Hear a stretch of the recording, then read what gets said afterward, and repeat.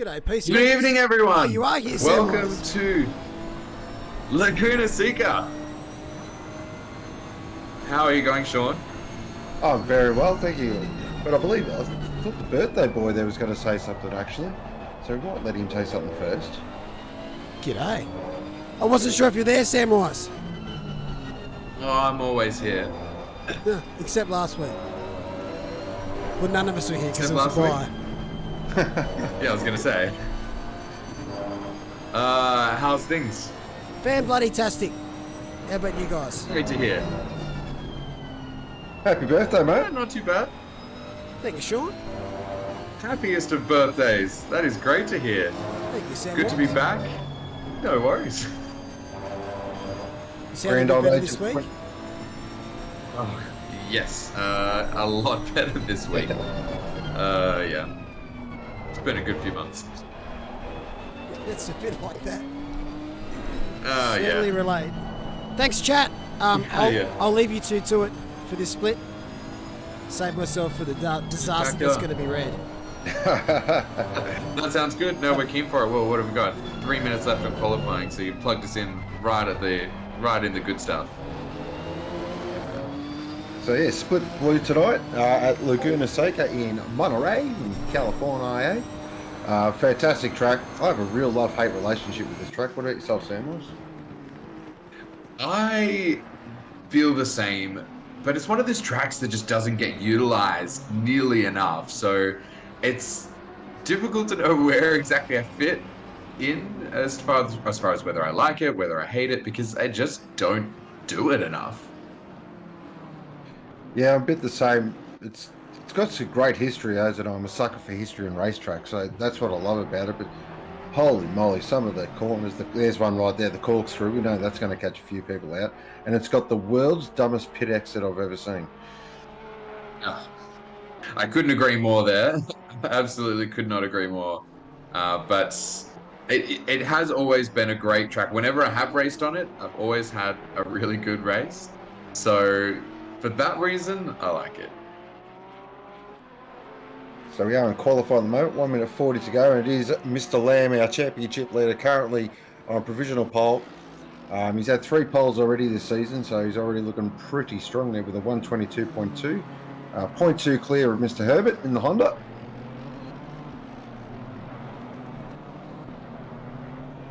And we'll pull up the championship standings to have a bit of a squiz at where that battle is headed as we coming towards the end of the season. But Lamb has been completely dominant this season. What has he got overall out of wins in total? Is it 3 wins? Yep, so he's got 2 wins, 3 podiums, 6 top 10s and 3 poles. Reynolds there in second spot with 2 wins, 4 podiums, 5 top 10s and 1 pole position. And Capilano with 1 win, 3 podiums and 5 top 10s. And the only other driver to get a win is Mr. Bab, aka the Gorilla Man. But what's really cool, I was doing P7. I was doing a bit of nerdy stuff before. We've actually got 8 different manufacturers in the top 10. That's absolutely excellent. Have a look at Kai Rudin with 4 podiums this season, equal the most podiums. No wins, but that's still a stellar result. And he's also tied for the most top 10 positions of any. So he's only matched in number of top 10 placements by Lamb himself. So even though he's down there in position 4 in the championship overall, he has been very, very consistent this season as well. And of course, can't forget about our Pro-Am championship leader, which is Mr. Simon Phillips in the Lexus. And our AM championship leader is Jesse McLean, who's actually just outside the top 20 overall. So that's a huge result. So looking at the points, so Reynolds is, so overall, he is 27 points behind Lamb. And after we remove the event where you've scored the lowest points, and so net there, he's got a little bit more to gain. He's got a good 40 points or so to pick up before he'll catch up. But he is definitely within range to strike and steal a championship away from Lamb. Lamb is putting himself in absolutely fantastic position right now. Get another pole is going to do him, and which he has secured. That is pole position secured. Look at my man Charles Clark there in third position in the Porsche. Great qualifying. Excellent. Charles Clark sitting currently P9 in the Split Blue Championship. He's had 4 top 10s this season, so third is might even be his best qualifying yet of the season. So great work there. So having a look, there's no real surprise there in qualifying. Van Villet, they're in 7th. Reynolds in 8th. That's a bit of a surprise for mine, actually. So he's got a bit of work to do from there. That's right. It is a long race. It is. So there's an hour ahead. So yeah, definitely plenty of time for him to work his way through. So I've just got off the phone with Monterey Airport, and there looks like there may be some weather on the way as well. Ooh. Oh, in 30 minutes. Oh, that is an exciting thing to see. You wouldn't know it by having a look at the sky. So some light rain in 30 minutes, which means we are certain to see that mid-race or actually, it could be any time from 11 minutes onwards. So we could see that real soon.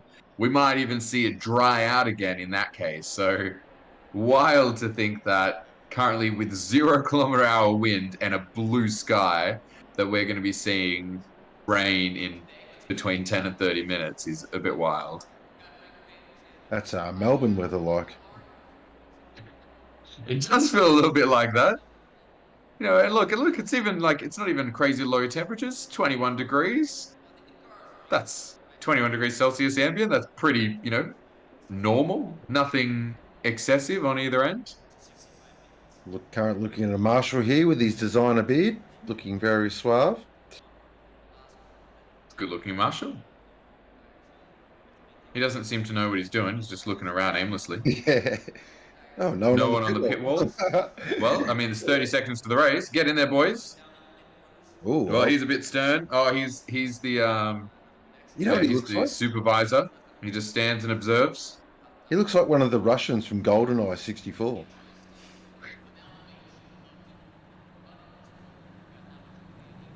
Ooh, the cars are the other way, mate. Yeah. Look at all the marshals here. Don't forget to press drive. We've got 8 seconds left. Well, he's halfway. He's stuck in between dimensions at the moment. Safety car rolls on through, and everybody's going to be off the line now. Follow the safety car around for warm-up lap before the race gets underway. So on board with the safety car now. Do we know who the safety car is tonight? I don't know, actually. That's a good question. Do know it's one of the best cars in the game by far, the beautiful Porsche 992 Cup car. What a beautiful thing that is. Of course, just before Sam Wise takes over for the start of the race, some quick track facts. Laguna Seca, this is currently layout that was 1995, 4.2 kilometers, 13 turns, anti-clockwise direction in sunny California. As you can see, there's not a patch of grass anywhere. It is sand, sand, sand. It's actually in the middle of nowhere, really. I think it's a great track. And it is really enjoyable to race on, and very precarious if you step a toe outside of the track limits, which I like. You know, we're so used to in these GT3 cars just going all the way over every corner, you know, cutting it to the absolute edge. It's not quite like Formula One, where track limits are a lot stricter. Whereas here, you have to be a little bit more like Formula One. You can't dip a wheel outside of those lines as much as you might want to coming out of these turns. There's no runoff for you. The runoff is sand. That's right. Punishes mistakes. That's what I like about it. All right, so let's get a bit of an eye in for who we've got here. So up on the left, so at the front on the left in the white, black, and red, that is Matthew Lamb. Next to him on the other side, that's Herbert in the Honda. Behind them, that's where you've got Clark on the left side in the Porsche, and Sonicus in the other BMW next to them. So those are our front two rows to look out for. Of course, you've got Papano and Kyrun behind them. But for now, we are green, so they are off. It looks like a really good start from Lamb. He is definitely not bogged down there. We've got the Porsche who's really taking a look at P2, but there's a Lamborghini up the inside. Real risk of touching the Porsche. It's gone a bit wide and hit the Honda, who is straightened back around. It is another car park it could have been, but that Honda is dropped down to the middle of the field, is just trying to get through turn one safely. Little bit of action up the back. We've got 5 cars who are involved in a little bit of a pile-up. So I imagine we could be in safety car mode any moment. I think we might be, if I'm not mistaken. Yes, we are. We are. So, bit of a kerfuffle there at turn one. It looked like the Porsche there of Clark, they turned around the Honda of Herbert, if I'm not mistaken, and that just... What I think has happened is Clark has actually gone a little bit wide to avoid a potential whack up the inside from a Lamborghini, who did pull it up, to their credit, very well in time. It did look like the Lamborghini could be going into the back end of the back left of that Porsche, but the Porsche has clearly gone a little bit wider off the apex just to avoid potential contact there. I believe that that's what's put them towards the path of the Honda, unfortunately. And being such a tight turn one as well, as soon as a small incident happens there, you're always going to get a bit of a pile up. Always very, very precarious at turn one. I don't know if I've ever done a race where turn one hasn't been a little bit of a hunting ground for these guys, for people to be bumping into each other. They did all right, but of course there were a couple of cars up the back that got spun around. It didn't look like anything with too massive damage. I didn't see any huge hits. So there's a replay here so we can break it down a little bit. That's Papano diving up the inside there of the Porsche. Just gone a little bit wider. Takes the Honda, who's really trying to stick it in on the inside, trying to hold off that Porsche from taking the position. Unfortunately, has been tagged and is wound up very much at the back of the pack. So none of those impacts were particularly huge. I think I saw a Lamborghini up the back sort of go into the back of another car, but relatively lightly, and doesn't look like anybody would have suffered too badly damage-wise. Of course, you've got a couple of cars that have suffering for places. So that Honda is going to be there. Herbert P19 at the moment, unfortunately. So he's definitely lost out a lot from the turn one incident. Definitely got some work ahead of him, but it looks like, just having a look at the radar there, the rain now has gone away. So clearly the California sun's burnt that away. So we might be dry. So what that means is that we could still see rain for roughly 15 minutes. So it means that in 10 minutes time it will be sunny, and in 30 minutes time it will be sunny. So we will have rain. It will come. It will just only come for a shorter period of time, and then it will disappear again. So by the time we get to 28 minutes on track or thereabouts, it will be back to dry again. But there could still be a significant amount of rain. Perhaps not enough I would say not enough to justify going onto, certainly not enough to justify going onto wet tires if it's going to only be about 15 minutes maximum of the race. But, just enough to spice it up a little bit, which we like. Safety car's pulled away now, so Lamb takes control of the field. Got Clark right behind him, Sneakers, Kai Rudin, Capillardo, all the big hitters. Holding 70. He's still holding it. so he doesn't want to go away yet. Although he's going to have the run, he's going to have, definitely have the speed on the Porsche. So I'm actually a little bit surprised he didn't go earlier, but no harm in waiting to the very last moment. Pile down now on the turn 1. There's another dive up the inside from that Lamborghini. Really good on the brakes into turn 1. It looks like little bit of shoving, nothing too awful. The Lamborghini shoves themselves up into is that into 4th place? Yes, it is. P4 on track. So ahead of Kai Rudin is Clipano. Lots of little battles happening here. Look how close everything is. This is Zarkis on Villanueva, I believe. No, Shaquille on Zarkis. Oh, yeah, a little bit wide, unfortunately, from the other McLaren. And this McLaren, the orange McLaren, goes through. So that's Shaquille up into P12. Oh, very, very risky to chuck a nose up the inside there from the Mercedes. They're very, very risky on the Ferrari.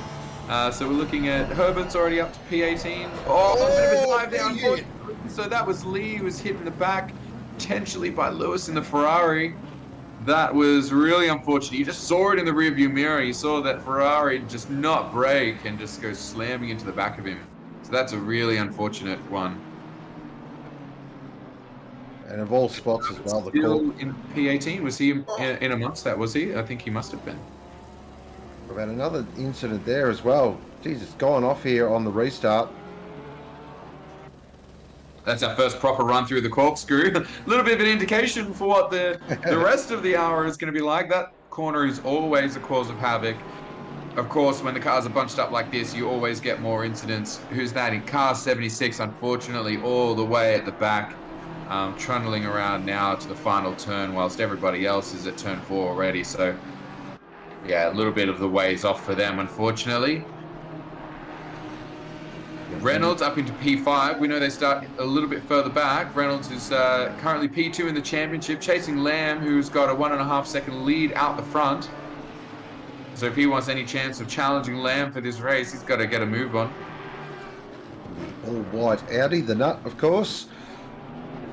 One of my favourites, chasing the all-black Lamborghini. How good is that? Now, I believe that one of the big losers must have been Kai Rudin. Where has he gone? He's not on the... Yeah, he's dropped top 10 board at all. He's dropped way down. So Kai Rudin has been involved in something. We might even see. That's Kai Rudin there. Yes, it is. This is Kai Rudin in front here, I believe. In the. Oh, he's just. Oh. Just straight off the track. I think that is a disconnection for sure. It looks like it. That's, or at least lost control of the hardware. So that's really unfortunate for him. He was up in P5. P5 and also currently 4th in the championship. So he'll be definitely dropping this round. That's really, really unfortunate for him.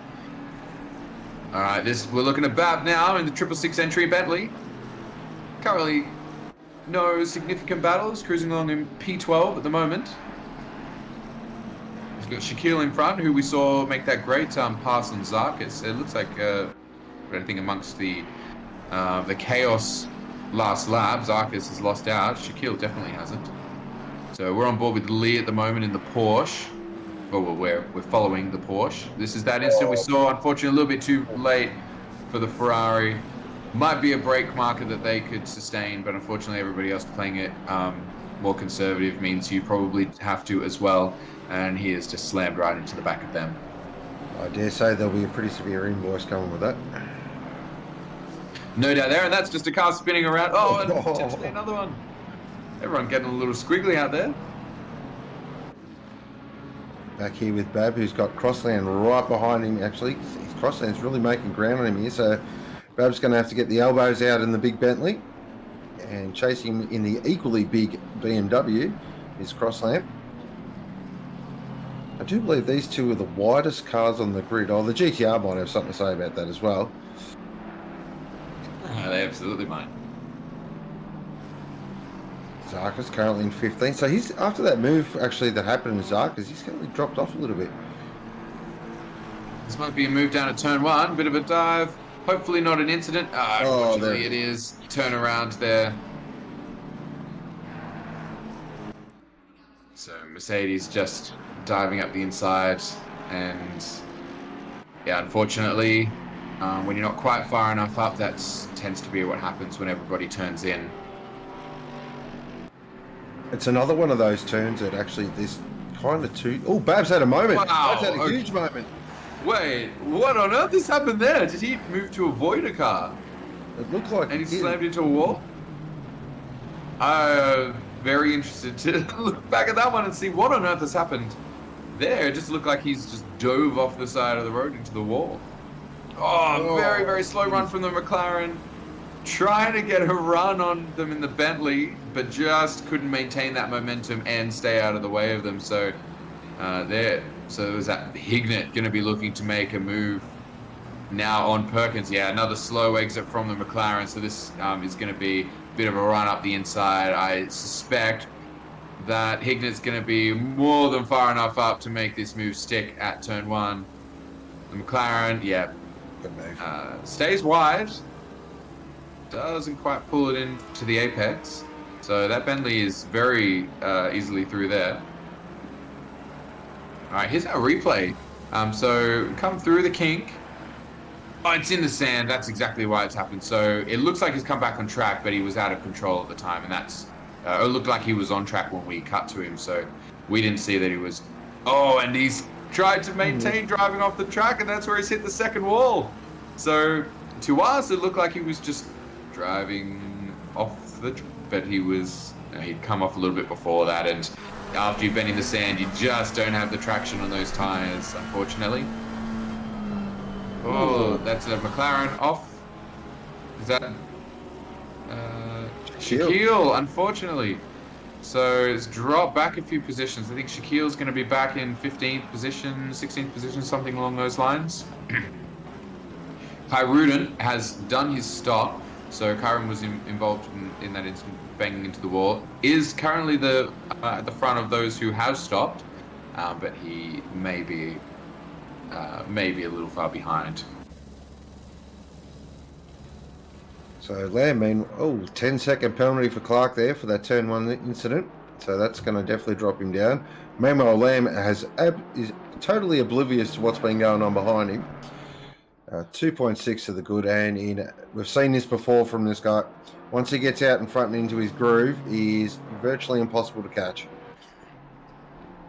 Yeah, he'll have a little bit left in the tank as well, so he won't push it too hard. There can be some precarious corners here, but yeah, even if Clark starts catching up to him, I think he'd probably have a little bit left in the tank. It's generally how you play it when you're running up in front. Capilano here, currently in 4th, chasing Sneakers. This actually might be a nice battle, and Reynolds is there as well. This could close up nicely. Interested to see how the Lamborghini... I was actually very interested to see how the Lamborghini goes around here. I've never really driven it much. So, we're looking at there, raining 10 minutes apparently. So, as Sam was saying... So judging by... a light sprinkle. Yeah, that's right. So we saw that at the start it said 30 minutes. Which it was going to be raining, so we knew that at about when the timer hits about 35 or so, it would still be raining. But we know from it disappearing that by the time it gets to about 28 or thereabouts, it will stop raining. So judging from this, 10 minutes says it's going to rain somewhere around when it hits 37 minutes, and I think it's going to stop raining somewhere around 28 minutes. So my calculation says that we'll see about 9 minutes of rain in here between 37 minutes and 28 minutes. So I think anyone who dives in for wet tires is definitely on the wrong strategy, in my humble opinion. And you absolutely want to be staying out on your current tires. You don't want to destroy your new tires for the rest of the race. You absolutely wouldn't want to be pitting before that. You'd want to do it on these tires, ruin them, and then as the track's drying back out, with 20-25 minutes left to go, that's when you dive in. Fresh new set. They're not going to get too cold, and you know, you can pump up the temps a little, the pressures a little bit if you need to accommodate for the slightly cooler track. But that's in my opinion the strategy call, the optimum strategy call here. Is not to pit for any adjusted tires. You definitely wouldn't want to even pit the dries on a, you know, more optimum for wet strategy, because as soon as that wet disappears, you are just going to have blistering hot tires, and they will not last you. No, correct. And I'm not sure, but I know in real life this track is quite abrasive. I'm not too sure what it's like on ACC, but yeah, definitely agree with that. You want to stick out with these tyres as long as possible. Get through that little rain period, wait till the track dries out a bit, then hop in. Zarka's being a little bit too zealous there on the back of Malloy. He's got to catch back up to him now, so he just dove in a little deep and ran it wide coming up the hill. 15-second penalty there for Lewis, who must have been involved in one of those incidents earlier on as well, in the Ferrari that we're looking at here, being chased down by McLean.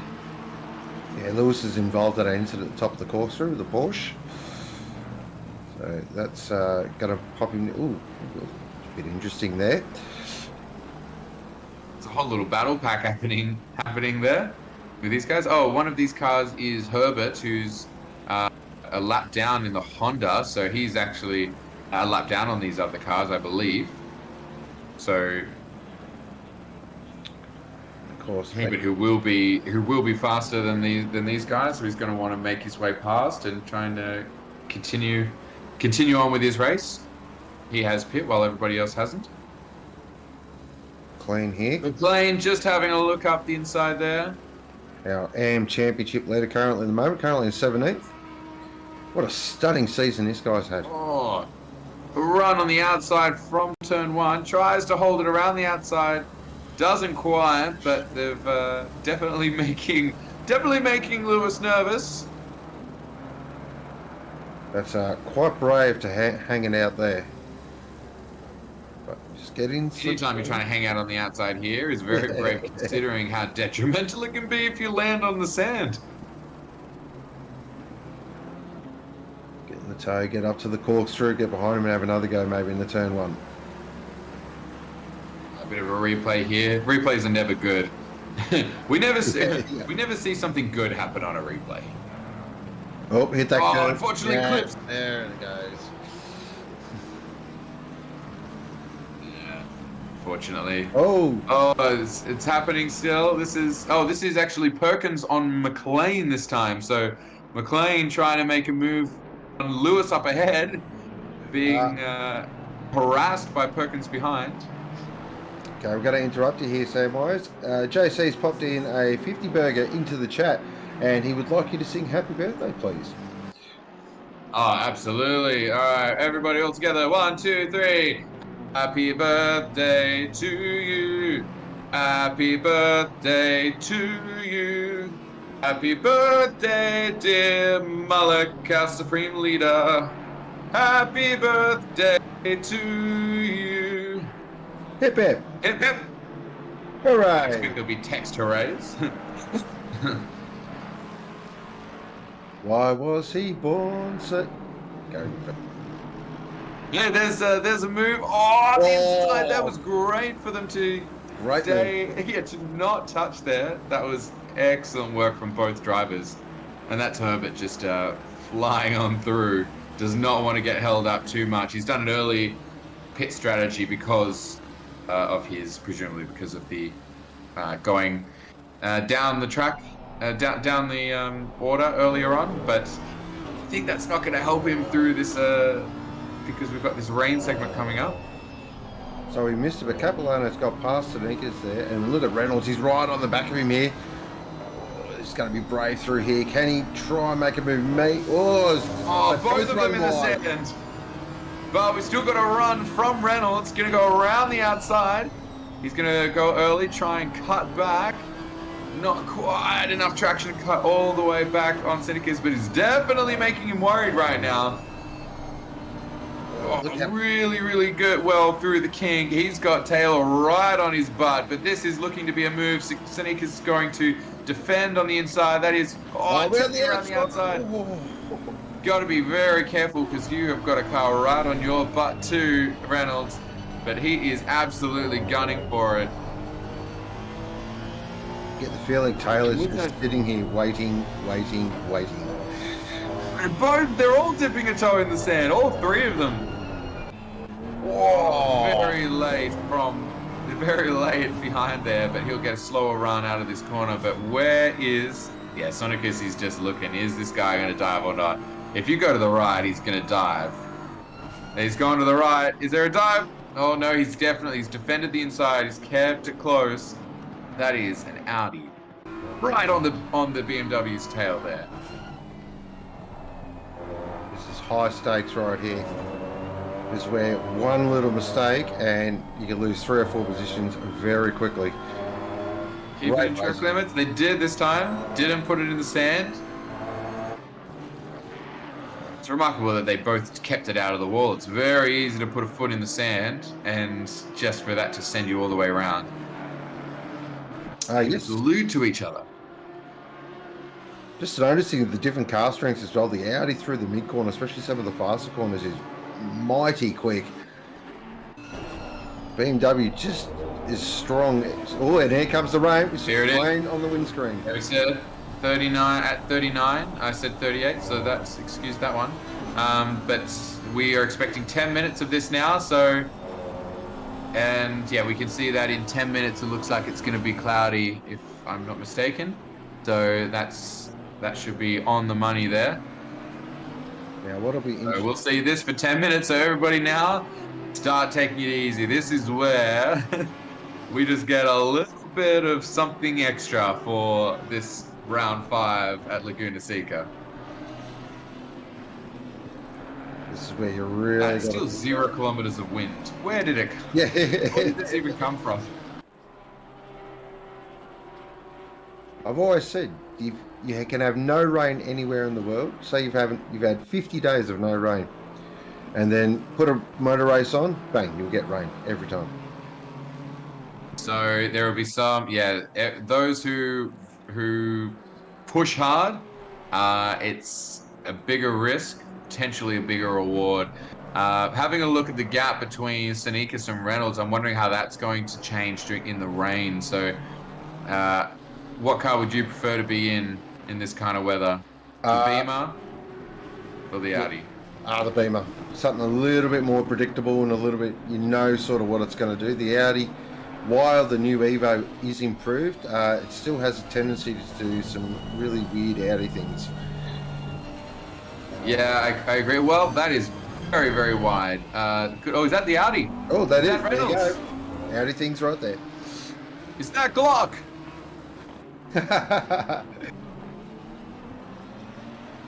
All right, Reynolds has dropped a couple of places there. So we'll see as they cross the line. We'll see what that correct order is. He's who's that behind? Is that he's gone. Nice. That is Nippers, yeah. So he's back down in 8th position. So that's really unfortunate for him. So that's what this weather is going to do. This is there he is. Car. So Pethy Bridge off at where are we? The final turn, just before the final turn, before the pit lane. So he's diving into the pits. That is not the time to go into the pits, my man. Just saying. Look at the radar. Maybe he's going in for wet. I'd be interested to see if Pethy Bridge comes out on wet tires. It's sometimes it's easy just to see just what's actively on the track at the moment and go, oh, it's wet, therefore that equals wet tires. But anyone looking at the radar is going to know I need to stick this out on my cold, slick tires and just make it work for 10 minutes. Yeah. As that old saying goes, this is big boy pants and swim out to the deep ocean time. All right, well, we're getting a replay, so of course this is going to be something wonderful and happy, right? No, it's Reynolds. No, in and out. Yep, that's not the right path. He just got lost. I tell Took you the wrong exit. That was a nice bit of car control there. That could have been a lot worse. Absolutely. he could have been all the way around. He's caught it. He's, gone off the escape road, done a bit of off-road and come back. Definitely a sad face here for you, Mr. Bab, as well. We saw that. Hopefully bigger, badder, and stronger for the next round, mate. Forrest looking very strong at the moment. There's another replay. Let's see. Oh, this will be Bethy Bridge. So as he comes around, so after this turn, so he's going to go dip a toe in there. He's going to flick across to the other side. So, not into the wall too. That's rough. So he's gone in at the very least to repair damage and probably complete his compulsory. That's pretty rough. Hopefully he's put on some dry tires. Oh, a little bit wide there. Who's that? This is Niporus looking at Taylor up in the Honda going very wide. So Van Vliet is definitely taking a look here. So the track is there going. Honda not looking as hooked up, is it? Look how it's sliding on the corner exit. So we're starting to get spray out of the back now. That's when you know it's really slippery out there. Oh, adjust your line because it becomes. Oh, that is around the outside goes the Lamborghini. Oh, that's no, unfortunately. Hold on to it. Hold on to it. Oh, he does. Great car control. Nippers down to P8. Reynolds back up to P7. Chasing down. It is very precarious about out there. Oh, that is late on the brakes for the Audi. Pulls it up. Very committed, but you've got to be careful on the curbs now. For the next 15 minutes, those curves are going to be a little bit treacherous. So, especially corkscrew, I'd be very worried about tackling it quite as you normally do. Well, someone did pop in chat and they're saying in the rain, some of the curbs here are just straight up no-go zones in the rain. Without question, and that's the case at every track. So here's the replay here. So that's the that's the Lamborghini getting up on the Honda. Look at that, just getting it under control, getting it going again, and he's still within the fight too. So this is the Audi on the Honda. So the Honda's not having a good time. Taylor is not responding well in that Honda to the wet conditions. Oh, Audi around the outside in the rain. No way. That is an excellent car. Yes. He's going to get it too. Great He's going to make it work before the kink. Fantastic move there from Reynolds. That's high quality stuff in the rain on the go-kart line. Beautiful move. That was around the outside in the rain. That's excellent car control there. Oh, that is a really squirmy. Nissan right there. They are not having a good time. Is that which Nissan is that? Is that our leading Nissan? Hang on, what are we looking at right now? So that is that. Have we had? I'll work out what's going on here because that's Hignett. He's stopped already. Oh, we're looking at. Hang on, no, it's still Nippers. Sorry, and but just a bit of cars on different strategies right now. Yeah. So nothing too crazy. Excuse us for being confused. Look at that track. It is now. McLaren was very late. Are they going deep? They are. But you know what? It's not a terrible line to take. I was going to say that. The V. Good V there. He hit the apexes. That's fine. So who have we got here? We got Piper, second behind Nippers. Doing a bit of drifting. Hold it. Oh, he's held it. This is what we come to see. This is Hignett, he's flooring it through these cars because that's Reynolds there. That is, they are not actually battling. So Reynolds, probably going to want to let him through. That's not actually a battle for fourth position right now. But Hignett is flying. He hasn't got wet tires on, has he? That's what I'm thinking. The way he's just controlling that. He has. He's got wet tires on. Wow. That is a risky, bold strategy play right there. I think it's a silly one. I might be wrong. Anybody disagree with me? In chat, I think it's not going to work out, unfortunately. It's going to give him a lot of fun for the next 10 minutes, though. So, for the next 5 to 10 minutes.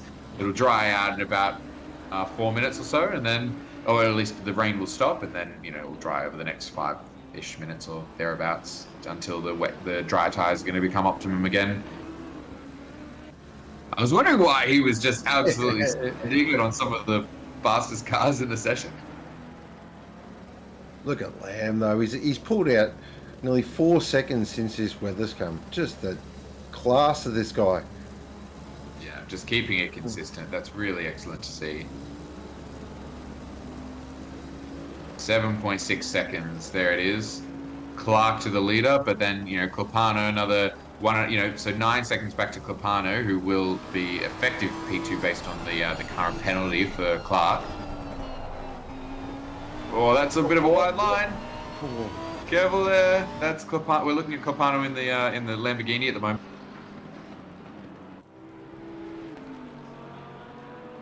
Tell you what, he's really holding on to that. Now, that McLaren behind that is not for position. Is that McLaren on wets as well? Yes, it is. So I wonder how many of the field right now are on wets. Whenever we see somebody who's just absolutely killing it in the rain, we just assume that they're on wets, making it a little bit precarious for these leaders right now who are not actually. Oh, well, actually, these are not battling for position.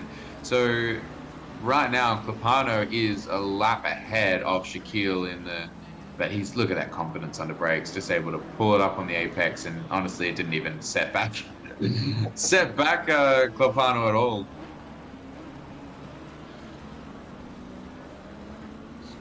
Have a look there. Stephen Ty said, I thought the works were silly yesterday, and look what happened. Yeah, apparently there was a bit of spice.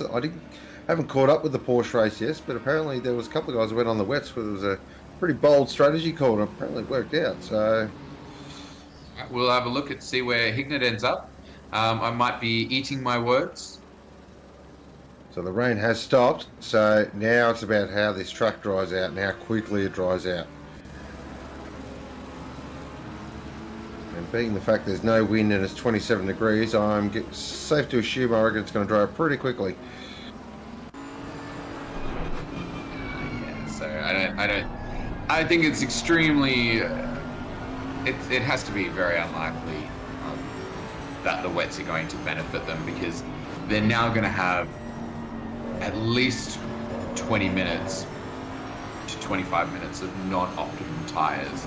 To gain a 10-minute optimum tire window, it's not quite enough, unfortunately. You're just beat out by the numbers alone there, unless it does rain again, which it's not scheduled to. So yeah, down on their luck, I think.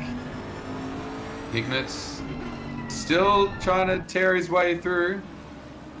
That dominance won't last long, but he's going to have fun with it while he can. Staying on the off the racing line, definitely a good move for him. So these outside moves might be great for him right now. Yeah, exactly. Yeah, a little pack of beamers. What do we call a pack of beamers? Actually, I won't say what I was going to say, but anyway, moving along. Who's this in behind? They look like they've got a lot of speed. I reckon they're on wets for sure. Yep, there we go. Another one on the wets. That's Taylor. Yeah, it's Taylor. Yeah. Anytime you see someone just get gripped up and do a Pierre Gasly around an unexpected overtaking position, you just know that they've got an optimum tire. Oh. That was a bit worrisome. In 11th position at the moment, and they have done their pit stop where everyone hasn't. So Taylor's actually sitting in a good position. The only problem is he's on wets. So he's still, I don't know how far away he is from the rest of the crowd, but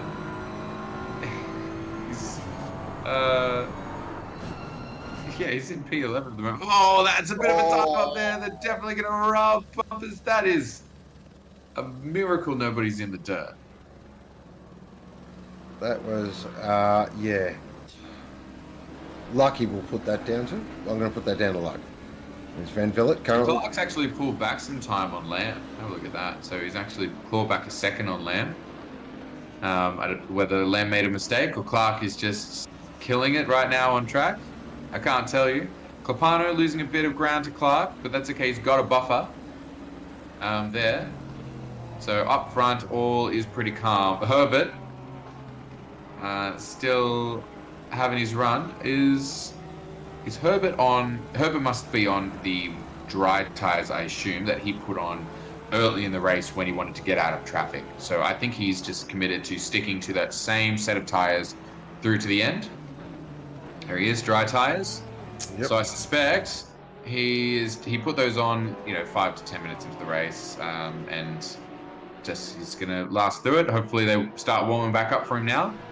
Whereas I suspect our front runners will all be in the pit sometime over the next couple of laps to put on their new dries.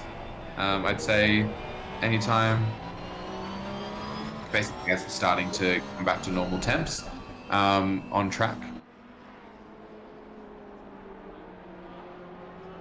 There's Bendick in that thing.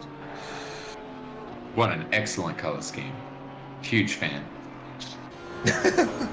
No, says Malik. I only like it because you don't, and I know it causes controversy. Yes.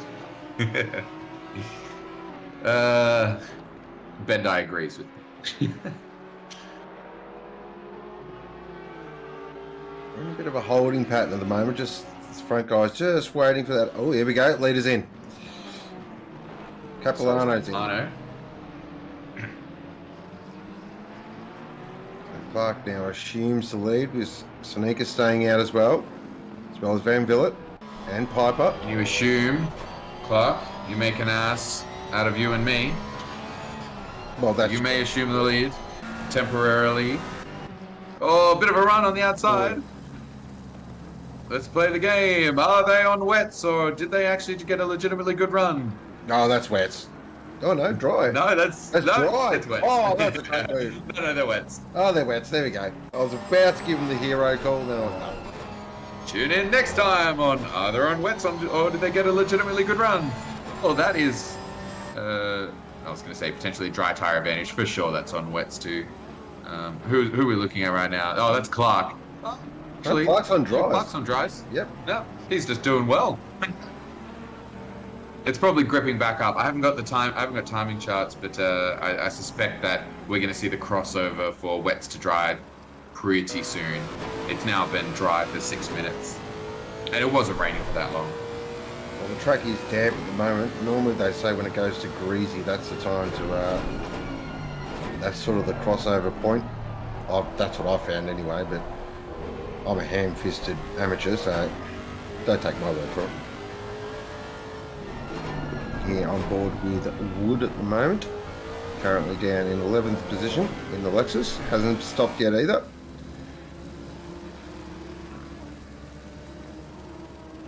He's actually, oh, the sun's out now. Now this track will really start drying up nice and quick.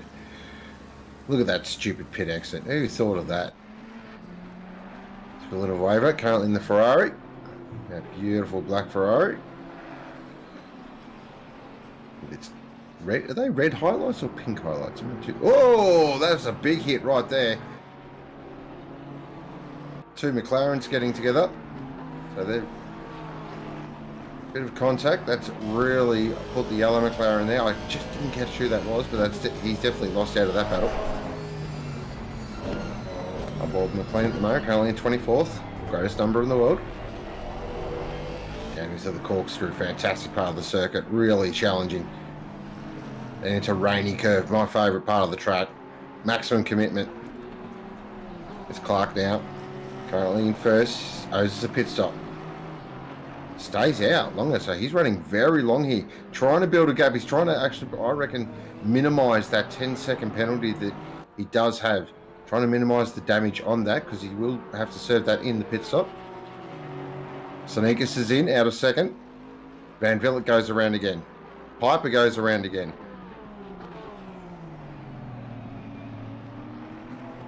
Really just waiting on these guys now. And then the field will cleanse. Van Villet currently in second position. In that beautiful Lamborghini. Of course, I did butcher his name in the first couple of rounds, but I got corrected, so hopefully I've got it right this time. Lewis and Higdon having a bit of a ding-dong. Higdon in the Bentley, Lewis in the Ferrari.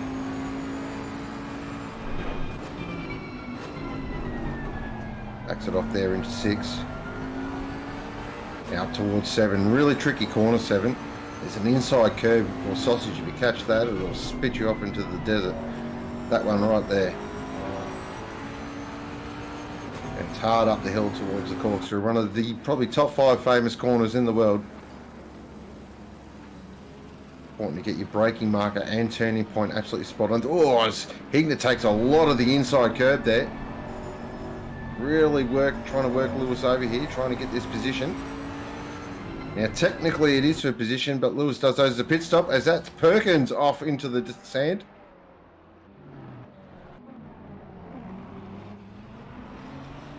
And as Higner comes in, so he's off those wets now.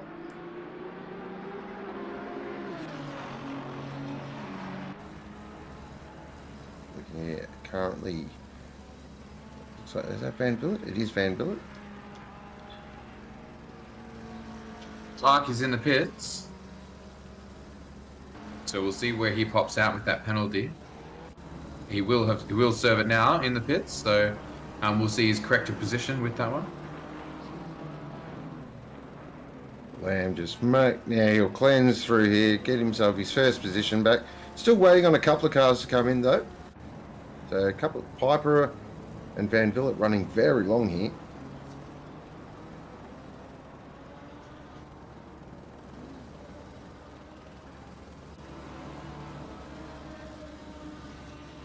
Capilano looks like he's going to get past Clark as well.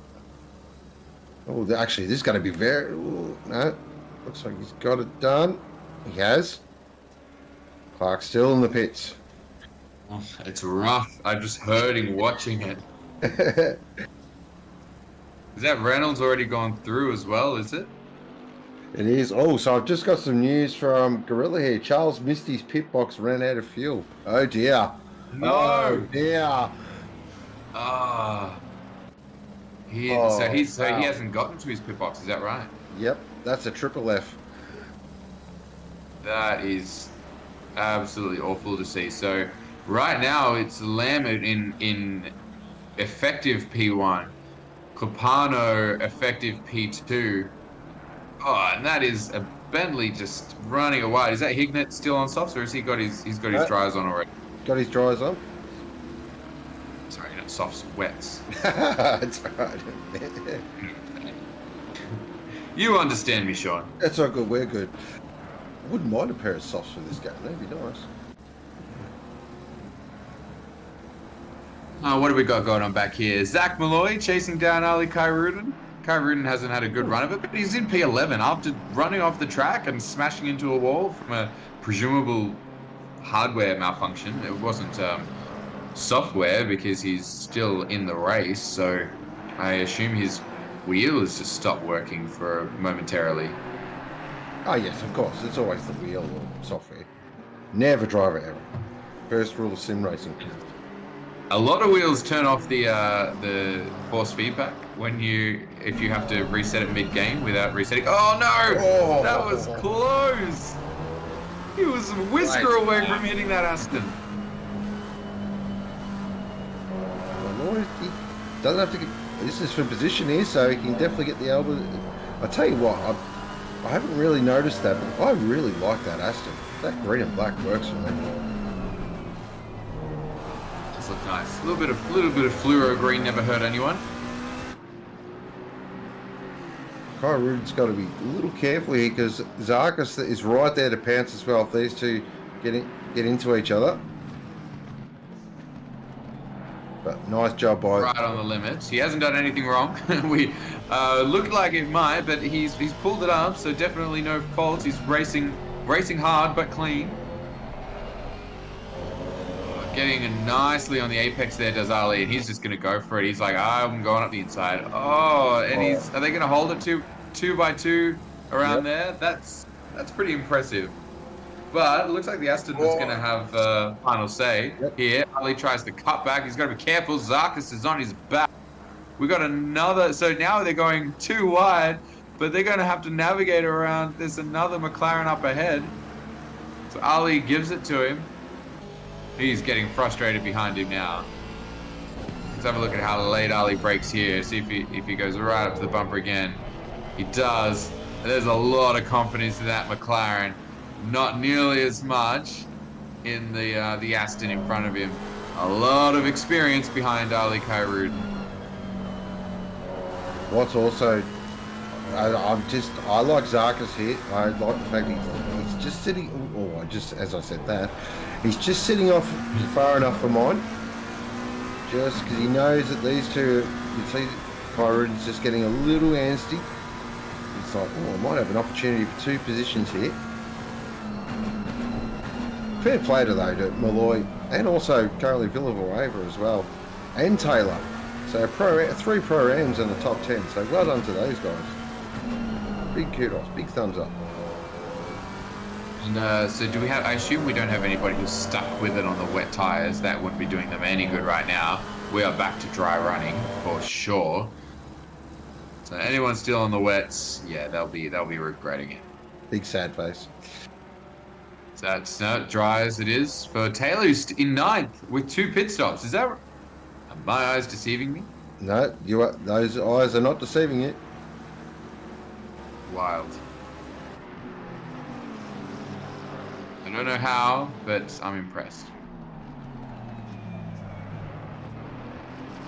Yeah, I've actually got a headache trying to think how he did that. Yeah, I'm thinking, like, do I have it wrong? Was he never actually on wets? He might never have been on wets, but I'm sure we saw him on wets. Positive we did. Yeah, well, yeah, there you go. You know what? Let's just take it as it comes. You know, he's in 9th and he is on dryers, so you know, good on Taylor. Sarkis probably needs to play it a little bit more patient, be a little bit easy, make sure you hit those marks so you don't lose out here. Ali taking another look, that Aston planting itself exactly where it needs to. It's the widest Aston on track at the moment. So you know Ali gets a really good run out of turn 2 here. He got such a good run, he was up the inside a lap ago. Not this time. There you go. We just got confirmation there that Taylor was on the wets, so we were right. So he's had 2 pit stops. Is he P9? That's a mega drive. Yeah, pit stops take a long time. He must have made up a lot of time on the wets. So that 10 minutes in the wets, or a little bit longer of benefit on the wets, he has made up presumably enough time, or I'm not sure where he was before that. I don't know if he's lost out, or if he's on par, or if he's gained. But I don't suspect you make back quite, a full pit stop's worth. But he's gone for the gamble, and it's not paying off. He's still in the top 10. Look at this. This is a 4-way battle now. Strap in, ladies and gentlemen. With 12 minutes to go, we have got a 4-way fight here. Second fastest in qualifying, if I'm not completely mistaken, which I don't think I am. No, I'm not. So Herbert was our second fastest in qualifying. So we know he is the quickest man in 1 lap dash of this pack, and he is at the back. So I'm very interested to see whether he's able to make a little bit of a comeback here. He was back in P19. But was after the incident, so he's made up 6 places so far.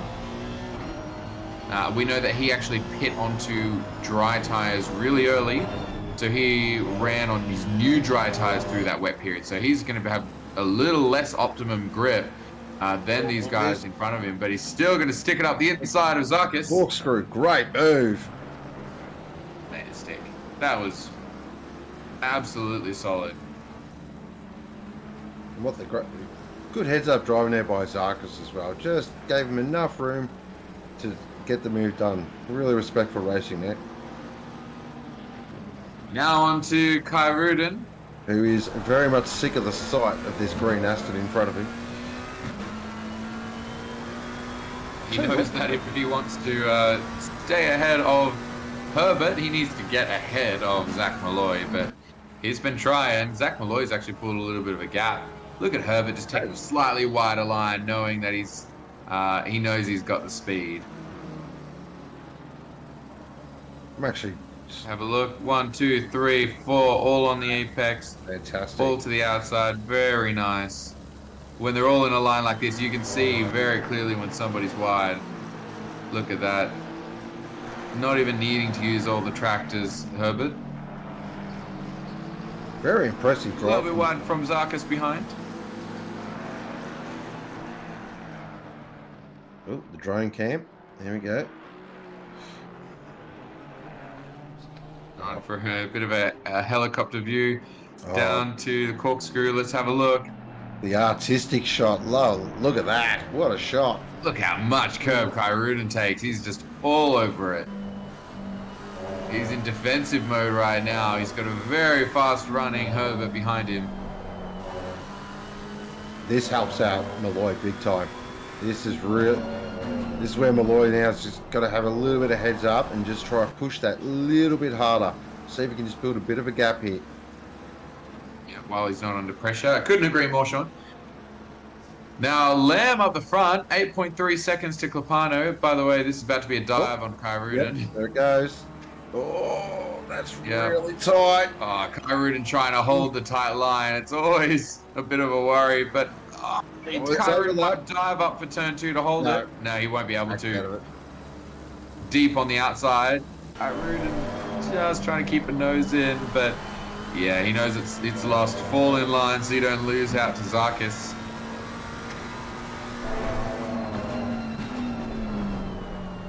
Herbert's looking at top 10 position up ahead. I wonder if he'll be able to do what Kai Rudin couldn't. With the pace he's showing, I think he'll sail up to the back of Malloy pretty quickly. But as we've seen, Malloy's definitely not the easiest bloke to get past. So we've got Reynolds fighting with Nippers up ahead as well for 4th. So it looks like they're only 2/10 behind the Nissan. So we've got another battle happening just up ahead a little bit as well.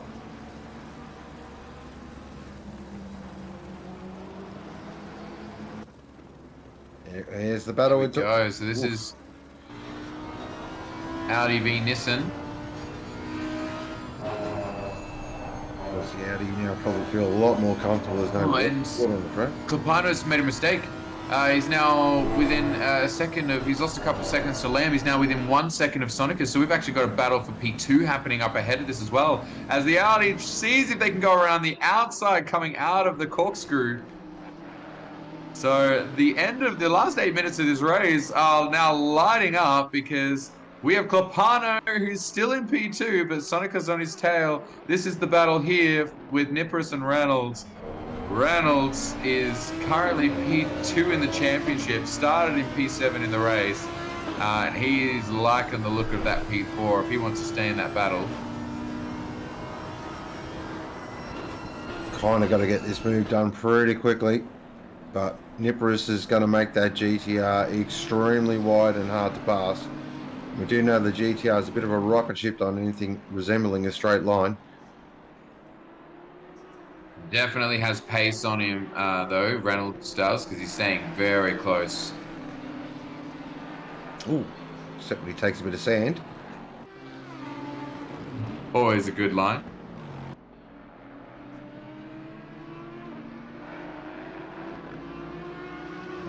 Replay here, as we've discussed before. These never normally end up getting end well. What's going on here? Lamborghini. Hit that inside. Unfortunately, is that Clapano? That's Clapano's mistake. Yep. So that's how Sonicus was able to pull himself up close to him. So that's exactly where that happened. So this here, car number 28. Is that car for position behind us? No, that's Ignet. He's not a yes, yep. No slouch either, but he's probably going to give way to this battle here up ahead of him. So he can't really do much but sit behind and watch and enjoy the view. Good view. Best view in the house.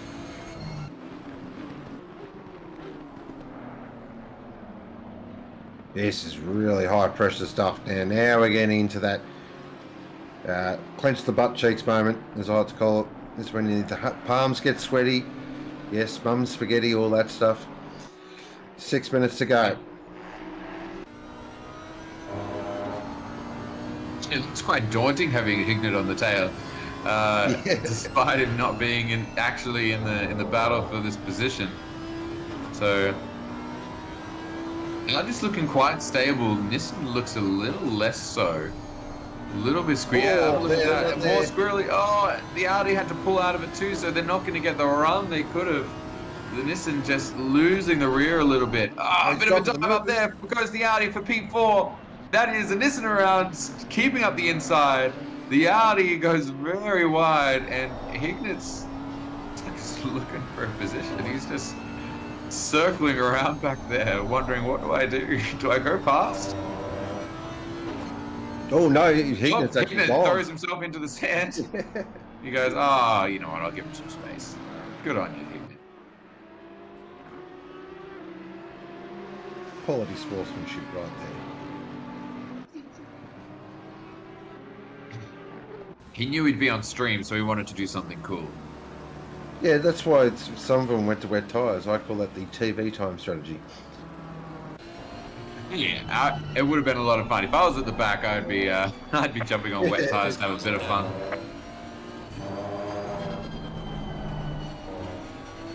So Nippers now really holding on well. He's doing actually very well. Had that little moment there down there at turns, what was it, 7. I get my turns mixed up.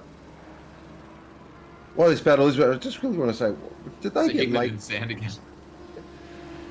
Did they get lazy with this track? Really? No. Oh, here we go though. Bugger that, because Reynolds has got a bit of a look here up towards the corkscrews. You're going to try and fling it up the inside. They're going to go side by side again. We've seen this before now. Can he hold on this time down into Rainy Curve? He does. That is a fantastic move from Reynolds. Oh, stunning. Love that stuff.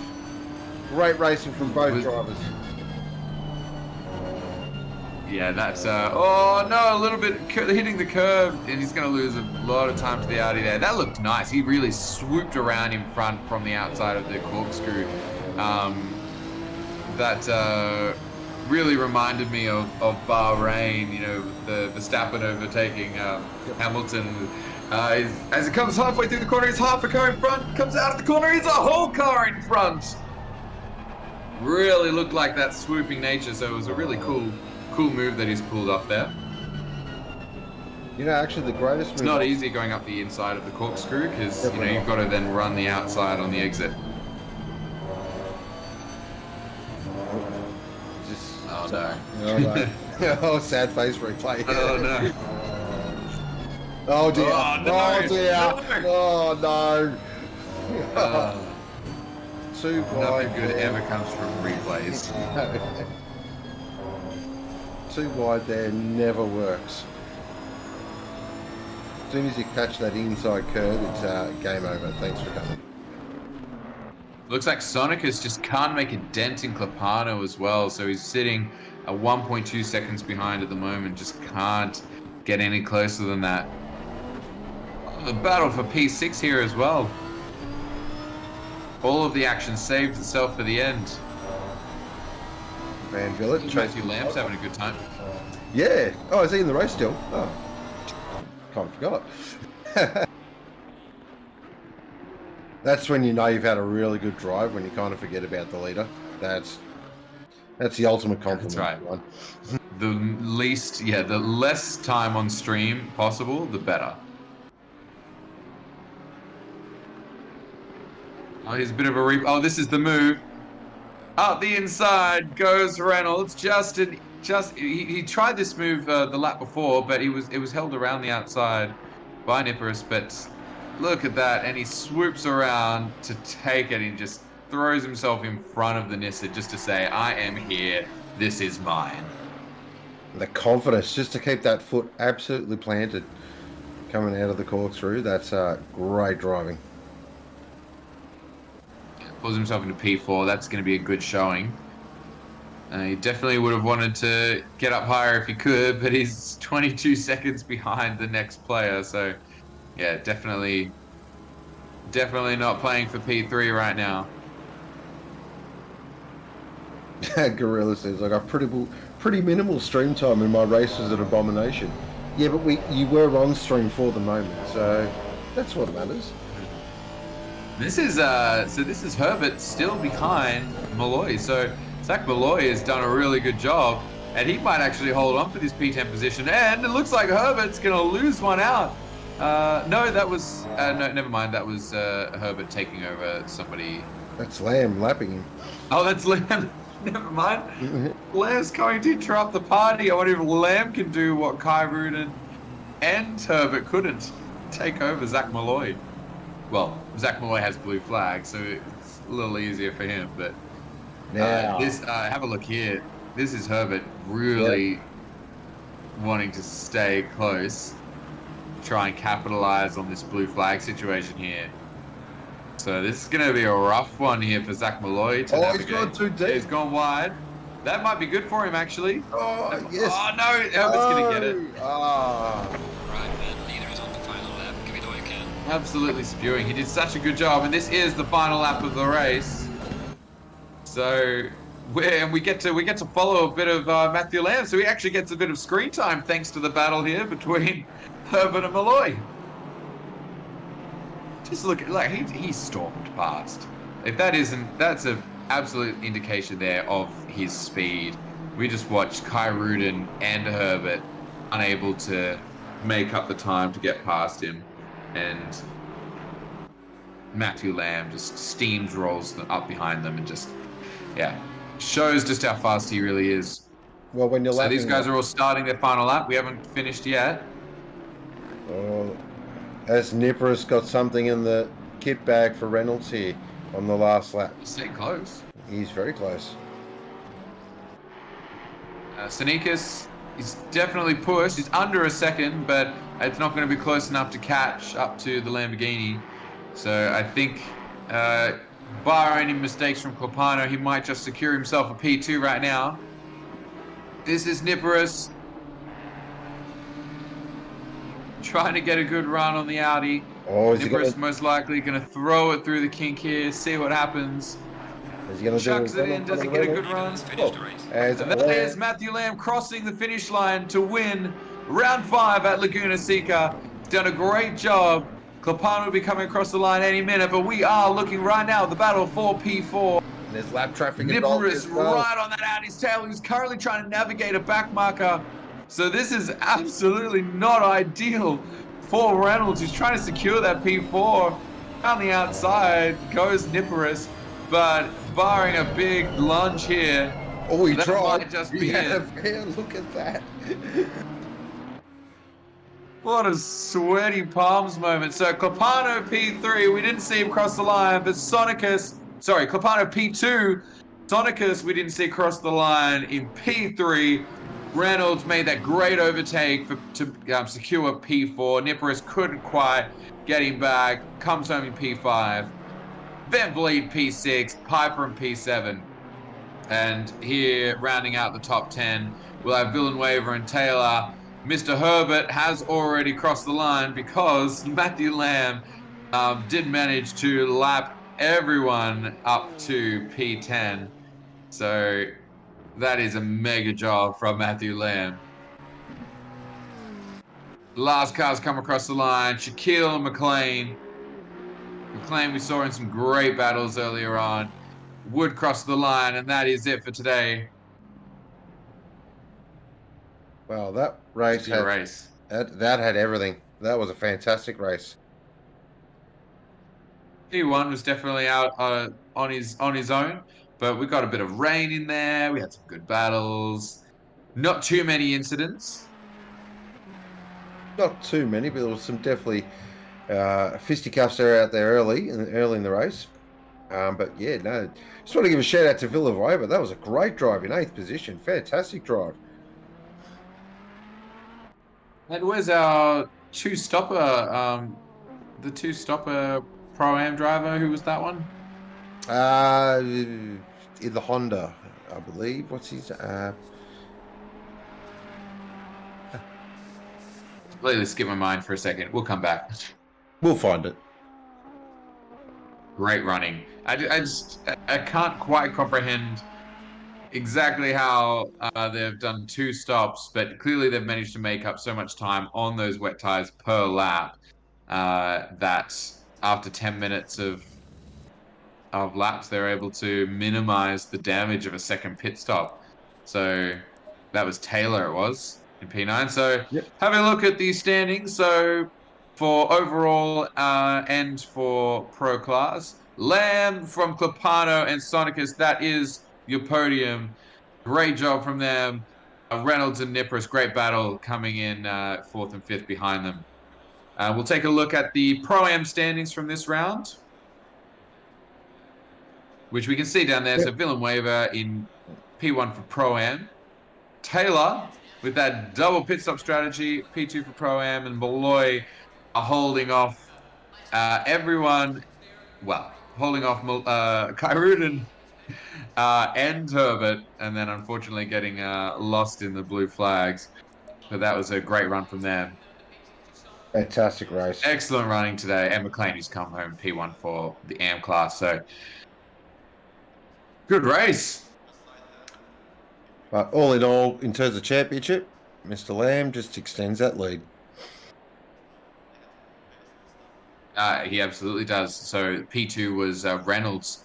So losing a little bit to the leader, but still within touching range. Clapano was P3. So Clapano has a shot. He won't overtake Reynolds, I don't think. But he's definitely pulling himself closer. So he's threatening for P2 right now. And that's all she wrote for Split Blue. Great race. We've got a good little bit of an 8-minute break before tuning in for over for Split Red. But that's coming up soon, so they'll be hitting qualifying in 8 minutes' time. Stick around. There's more to come. Guys, thank you very much. That had a bit of everything. Yeah. Spicy meatball. A very spicy meatball. I like those little showers. I think that adds a lot to these races. Absolutely. Rather than just lovely little bit of fun. Weather. All right, we're going to take a quick 5-minute break. We're going to take a quick 5-minute break here, and we'll be back for Split Red. Thanks, boys. Thanks, Sean. Thank you. Thank you.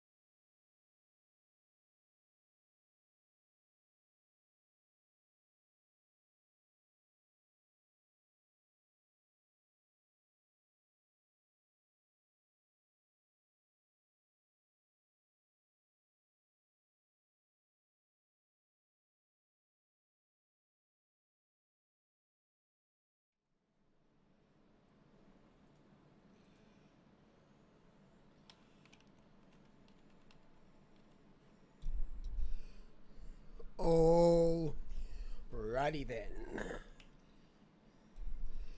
Hopefully everyone can hear me. Are you there, Alex and JP? Yeah. Whoa, hang on, I have a There. malfunction. You had a malfunction, or you had a technical malfunction? Column A, column B. Give me 1 sec before my microphone smashes into my monitor. Well, I don't think that's ideal. No.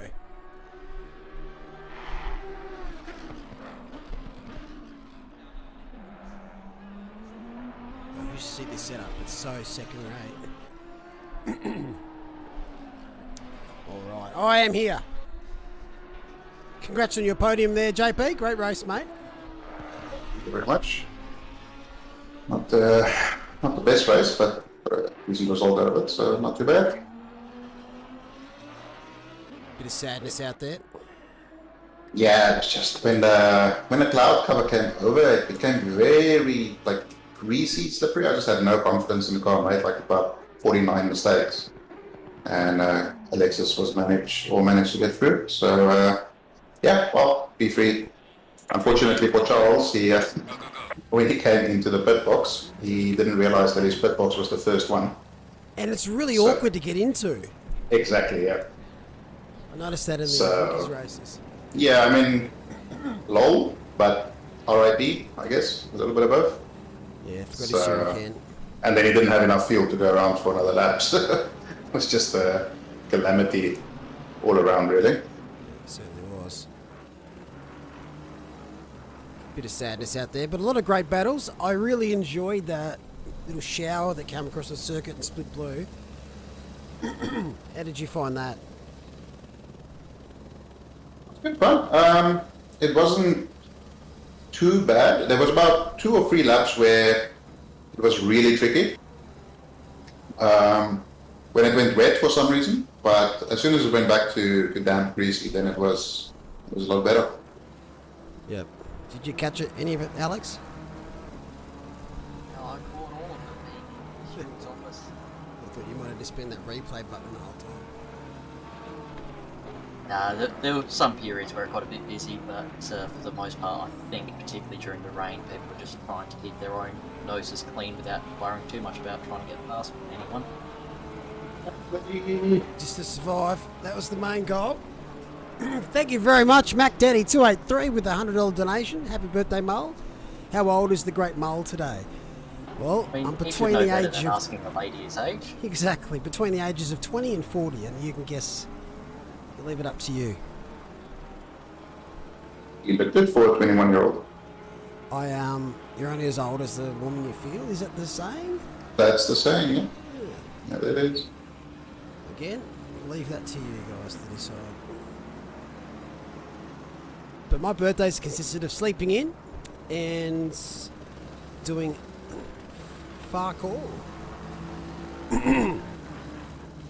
Are you done doing puckle, or is there still more puckle to do? Probably more of it. I bought windscreen wipers for my car, put them on. It's been a very hectic day. That is exhausting, so well done to you for still Thank you managing very much. to be here. I might need a nap during this race, but we'll manage. Well, if Split Red's reputation is anything to go by, I don't think you'll have time for a nap. Maybe during the safety car. Which one? We'll go the third one. Beat me to it. Well, I have noticed it's a bit of weak sauce tonight from Split Red. There's only 24 out there. Where's the other 20? Hey, Tortera! Hey, Mole, happy birthday. Thank you very much, sir. Fucking not old. Not old, Mac Daddy. Naps? You'll soon learn naps are the fucking best thing ever. Yeah, disagree. Disagree? Yeah, I've never been, since I was little, I've never been a napping person, so I A don't... nappy or nap? Napping. I don't wear nappies, I don't think. Yeah, not anymore, but Not anymore. Oh, yeah. I go on Fridays. But you've got a young one. You've got a newborn, so you don't Yes. sleep anyway, mate. You should embrace the nap. I just can't. I just, I try and do like, okay, I have 30 minutes to have a quick nap. After 30 minutes, I'm still rolling around. I'm not asleep yet. So, unfortunately, yeah, I don't nap. That's fair. What about you, Alex? Are you a napper? No, they just make me feel worse than I did before.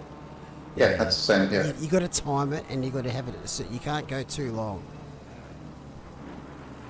My race may have been bad, but the steak I cooked after for dinner was immense. Okay, tell us about it. How was it? How long did you cook it for? What type of cut? Any sauces? Would like to hear all about it, Gorilla, to take your mind off what was an unfortunate Laguna Seca round. Some of the sounds we had in the TeamSpeak server, I think it was about 3 minutes aside, probably, from the sizzling sounds we heard over the mic. Look, I was looking at the track map, and I saw 666 yellow quite often. I watched one back, but I'm like, I'm going to leave the rest alone. He's having a bad time. Yeah, it was fun being in the TeamSpeak because him and Bob now and basically all of us were just consistently swearing at this track. Yeah. It's a fun track, but it is very frustrating, and they were not having the best time of it independently. So yeah, 3 minutes aside, that's not a bad guess from the sizzles. That is very specific, and I fucking love it. 3 inches there, good marbling, about 3-ish minutes aside, medium rare. I'll have one, thanks. Would you guys want one in the box? Yeah, no, I'll take mine medium rare as well, thanks. Absolutely. I would like to just quickly, in terms of racing, Lucas Burrs were 21-1 as his first lap. Disgusting. I was just noticing that. Jake Coleman into the 21s as well. I mean, the Honda is a very strong car here. The Honda, the Beamer, the Honda and the Porsche are the strongest.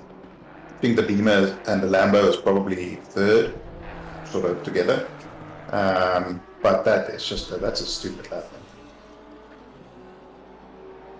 Now, do we have any entries in this split for State of Origin? Well, JLS tried, but was too late to submit.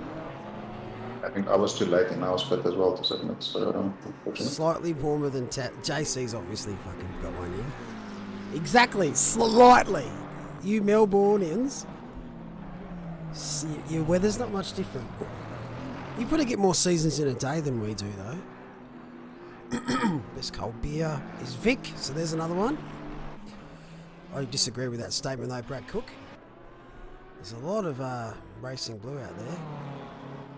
Victorians everywhere. Queensland! There you go. He'd be happy tonight. Royal Sailing Club. Milk. A lot of Kovacs.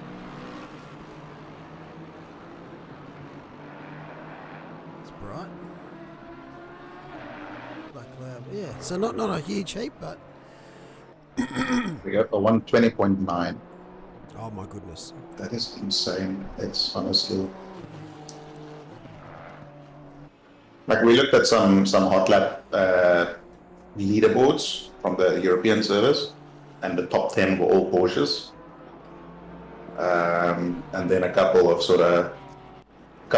Hondas sprinkled in, and I think the first car that's not a Honda or a Porsche was a BMW in like 21st or something like that. Yeah. Chesley says, best cold beers, Cascade Draft. You alright, mate? Where are you from? I swear I've seen that name before. I don't think you're from down that direction, but obviously your taste buds are a bit off. Not that I can talk. I don't drink beer. I'm one of those whiskey drinkers. I mean, sophisticated people. Yeah, we'll go with that, I guess. I mean, until a few whiskeys. It doesn't have to be true. You can still say it. Yeah, exactly. Yeah, I'm not a beer drinker either. And definitely not wine. That just does not agree with me. Wine has its time and its place, but... Red wine? I can get away with, but sparkling or white says no. Triple. Oh wow, there is a story about that. Oh, Gorilla, I'll tell you in a second. You can only get Cascade drafted in Tassie. There's a reason for that. No one wants to export it or import it. In Australia, That would explain why I never heard of Cascade.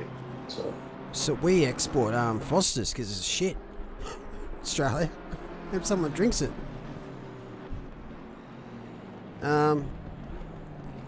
So Miles Sneaks his triple shot. Okay, so one time I was away down Eaglehawk Neck, down here in Tassie, and I had my iced coffees with me, and had a bottle of vodka. I didn't have anything to mix it with the vodka, and I don't really like vodka, to be honest. But I thought, you know what? I'm going to mix my iced coffee with vodka. I was so close to never drinking iced coffee again. That was the worst decision I probably made. Which says a lot. I don't mind vodka, but yeah, in anything like that, I doubt It's got to be good vodka, like Grey Goose vodka, Belvedere vodka. Yeah, but I mean, you can't really. It's vodka and coffee. I mean, that's. Yeah, it's just not. That is. Look, but that's all I had. I was improvising. I'm not blaming the vodka in this one. I'm putting more of the blame at your feet, you know. Yeah, no, I should have just not drank anything. It wasn't. Should have just taken shots of vodka and then chased it with some coffee. That would have been Well, I reckon, maybe more palatable. I reckon Lucas Burr's currently P1. He's on something. I don't know what it is. Yeah. Lucas, Has he been tested for PEDs or? Yeah, I don't think he's gotten the vodka milk, but mudslides or mud shakes or whatever they're called, vodka milk. I don't know if anyone knows about those pre-mix back in the day. Like, White I've Russian heard of them. has milk in it, doesn't it? No idea. As far as I know. Vomit worthy anyway. Oh, there's someone in the fence in the kitty litter. Did you guys ever have brown cows growing up? What's that one? Milk and milk. No. It's actually a lot better than it sounds. It sounds awful, but it's actually quite nice. I'm not a huge Coke drinker. I don't really like carbonated drinks, but I feel when I'm not feeling well, having a Coke makes you feel better. I don't know if that's a weird thing. Name some good holiday destinations to go to in Tasmania. 3 off the top of my head: Port Arthur, Cataract Gorge and Launceston, Mona and Hobart. Maybe I'll add some more Freycinet down the Wineglass Bay area on the east coast. Cradle Mountain if you like snow in this time of year. Or the west coast down Strawn Way. They're probably my picks. Don't go to Ravenswood or Chigwell or Rochelle. Any of those places. Avoid that. There you go. Name the roughest suburb in your town or city. Everyone. I've just named a couple. We live on an island, so it's very difficult to break down neighborhoods, I guess. Could you name places in South Africa? Yes, South Africa. There we go. That was easy. Keep smashing those fire. I can't click on it. Logan. I've heard Logan's bad. That's Queensland, isn't it? Is that Queensland, am I thinking?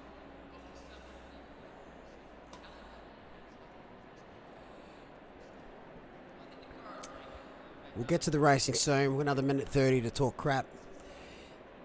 Inala, Woodbridge, D-Bay, Cabo. Woodbridge is getting... Knowing nothing about Australia, the name Woodbridge just sounds like a rough neighborhood. It does. Broadmeadows, Noble Park, Frankston, so Sean's in Melbourne. What? Lisbeth, Salisbury, Christie Downs.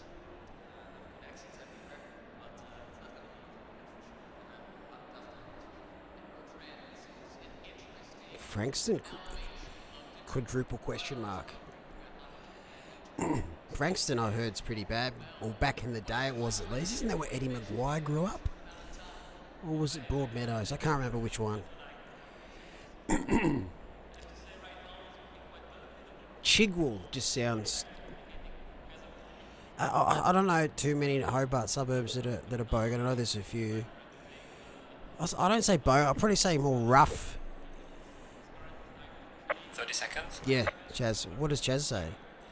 Yeah, name Chaz. Yeah, just busy looking at naked girls. Sorry. 20 seconds. A quick bit back to the race. Just in from the stewards. Car 4, Ralahi, getting a 4-place grid penalty For quali. for a incident in qualifying. So I think John will be pleased about that. Norky, up the Norky. Well, that is a fair drift. Little take off there from the safety car. So where is the rain? We might see rain in over 30 minutes. We might not. You only got like a little bit of a glimpse of rain, which is probably even harder, to be honest. It was definitely it's great fun tricky. to watch. I'm not sure. I think only one out of the sort of top 10 people went on the wets, from what I can remember. I think Taylor went on the wets. And I don't think it was the right call. Fortunately, we stayed out on the They were rise, definitely faster in the stint, but overall, yeah, it still had to make a second pit stop, and you just lose all that time with a second stop. No one stayed on them for the whole race, Yeah. so yeah, they lost that enough time. But it made for interesting racing. So Gorilla managed to, sorry, when he was setting up his pit strat, he changed pit strat 1 to wet tires, and he pit to repair damage and changed his tires about 4 laps before the rain came, and put wets on. Wow. So by the time he left the race, his tires were 40 psi and bright red. So masterclass in strategy there. Yeah, PTSD tonight for Gorilla.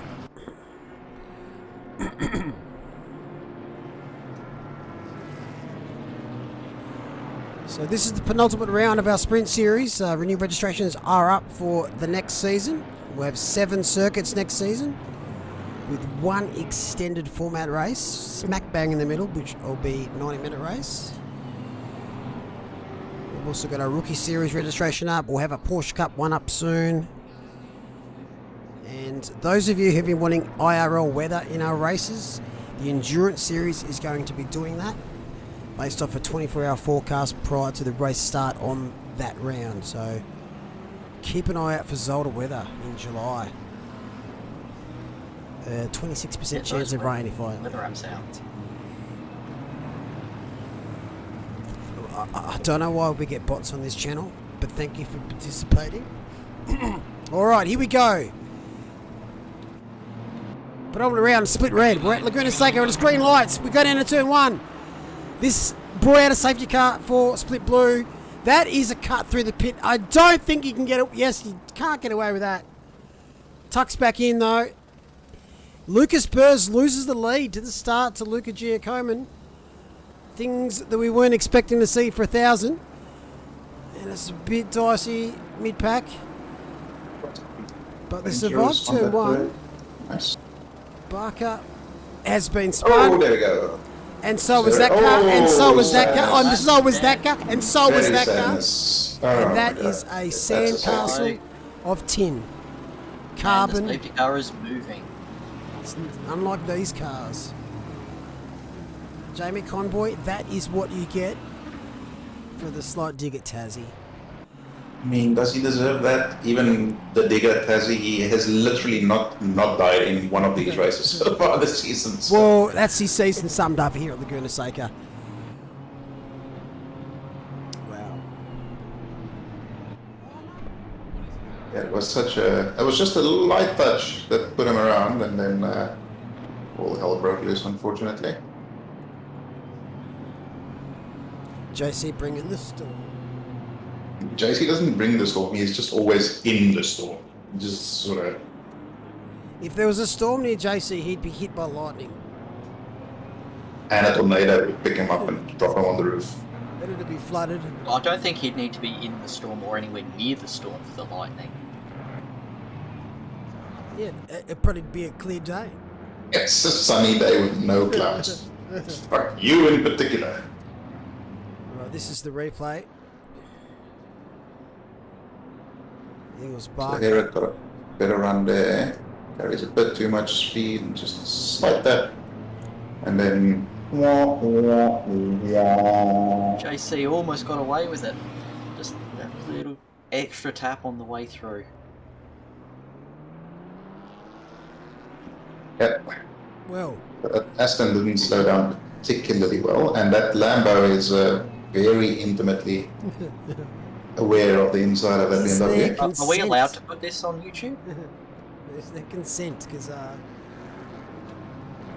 it's not looking great.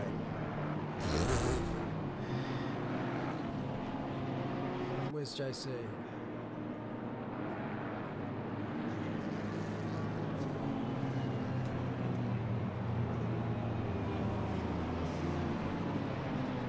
Oh, he's done all the right things, and there he is, facing the wrong direction. Unlucky there, buddy. Oops. Fortunately, he made the right call, but there was just no avoiding that, unfortunately. Well, I notice you haven't said anything about John's beautiful livery. Don't know what you're talking about. That one, the purple and the brown one. It's the same livery the other night. It's just in a different car. Has he just copied it over? The BMW was a copy of this one. Well, I just said BMW. The M2 was a copy of this one. Come on, John. You're better than that. You can do worse. I believe in you.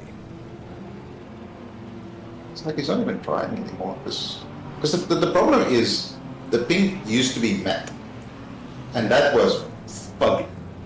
But then he changed that to this sort of metallic chrome, and it actually the top of the car doesn't look too bad. Yeah. I think you should appoint John the head of liveries at Kovacs. Oh, he's I no. think that'll be a great decision, Tarquin. No. The Enduro weather will be posted in Discord 24 hours before the race. You won't need to check yourself. We will let you know. It won't be static, but it'll be the chances of will increase if it's raining at the circuit, or if it is pissing down all day at the circuit, 100% rain. It'll probably be a wet race, that type of thing. But it'll most likely just be the chances of, as safety car stays out one extra lap, because those that pitted as the safety car's called on that out lap get the opportunity to catch the field. That's why the safety car stayed out.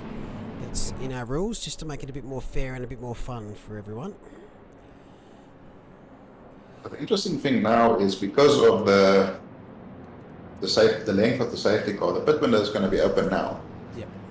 So there is good potential to dive in and maybe do a long run or something for somebody who maybe qualified a little bit out of position or lost a couple of positions from the start. Yeah. So there's potential here to make up some spots by going a little bit sort of Williams on your strategy.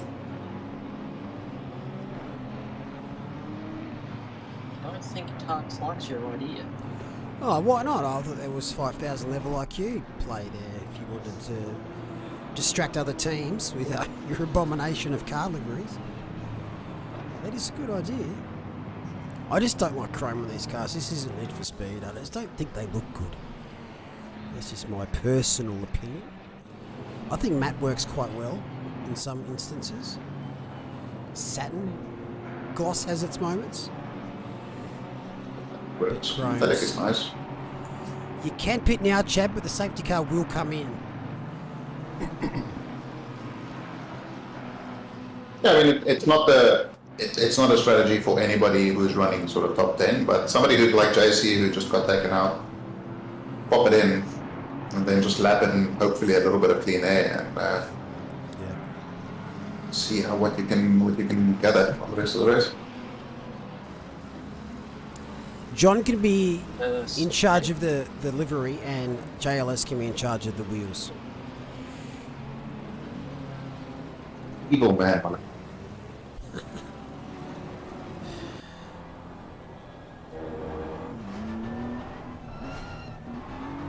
It's a bold strat to pit, Chad, but JP's right. It's what if you got to lose? Maybe you can get a good stint in, but at the same time, you're not going to gain too much, and obviously you're going to lose at the end of the stint. But if there's another safety car and you've pitted, well, you never know. But second safety car in these sprint races is very unlikely. As Luca just says, nah, I'm going right now. Catch you later, fools. He's had a decent jump. Honda's pretty nifty though. So we'll just filter slowly through the field. Riley, who had Right that through penalty for 130. Apparently, 130 is running according to the in the pits. stewards for an infringement under the safety car. serving it straight away. Maybe a little oop, hear it. Who's that? This is Oh, not again, Matty. He's showing some pace in this Lamborghini. He's just got to try not to kiss too many people. COVID regulations state that you shan't kiss people on track. if you prove them off track and then kiss them, does that count? Oh, that's Don't wanna very make- close. Whatever you want to get up to. Oh, I don't want to know about it, but yeah, if you feel the need. Oh, 555 in the map. Where the fuck was he going? Did you see that? Oh, right, I'll show Yeah. it back. Like John is gone. John Yeah, has we- yeeted off. We just had a power cut kind of thing. I think he may have disconnected. Oh, things you hate to see as Lucas Burst has a bit of a squeaky squiz. But no space to make that move. I'm gonna say squeaky squiz. Squeaky squiz. Squeaky squiz. Is that different to a squizzy squeak or? Quite a lot, actually. Oh, okay. It's my birthday. I say whatever I fucking want, Alex. I'm going to make some words up tonight. I wasn't saying it was a bad thing, I just wanted clarification. You're welcome to use it if you like in the future. Driver X took a squeaky squiz, missed it, got a penalty.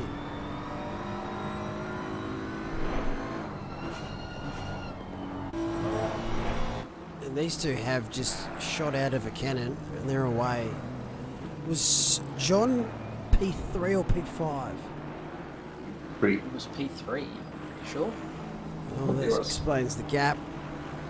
Brad Cook now driving by himself at the moment. Thank you very much, Amon. Hope to see you back racing at AMS2 on Monday. That was fun.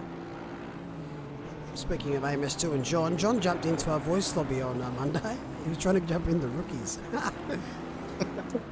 Like, hey, you're having a race! And then he's gone again. This is close. That's a kiss. Or a whisper in the air.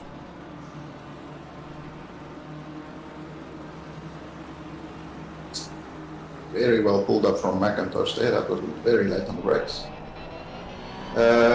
Diebold's, that's probably just a little bit of setup work. For next week, I'll send you a setup and we can give it a go. We were working on a setup, or John was working on the setup. I didn't input into that. And the pace was looking okay. And then Matt Lamb sent us one that he got from YouTube, and on my second lap I went about 6/10 quicker than the setup John was working on for about 4 days. So it's just like, what?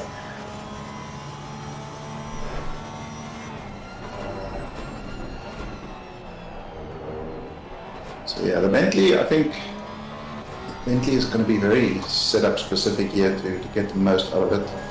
And I mean, Richard is he lives in that thing. He's been in it as far as I've seen him every season. So he knows how to get the most out of it. I mean, it is big enough to live in, so it makes sense. And it's comfortable, it's luxurious, it's a nice place to stay. You get a butler. Ooh, around the outside by Burrs. Can that work? Probably not. Go and look, I will squeeze him a little bit. I think Burrs definitely has a lot more pace than Luca. But yeah, not an easy track for overtaking, no? This needs music. Whee! Every night in my dreams. Basically. Uh, So ACC and so sad. I did like and those so different. Thailand in terms of electric. Would you get little outages just every now and then? Yeah, that was for me. It was just a little dip. I'm not sure if his is like off, but it was just a dip. And what you get a lot of times is one of the phases drops. So you have sort of electric, but you don't have full. So like your fans will just turn around. If your TV is on, it'll stay on, but you can't turn it back on if it's off. It's so frustrating.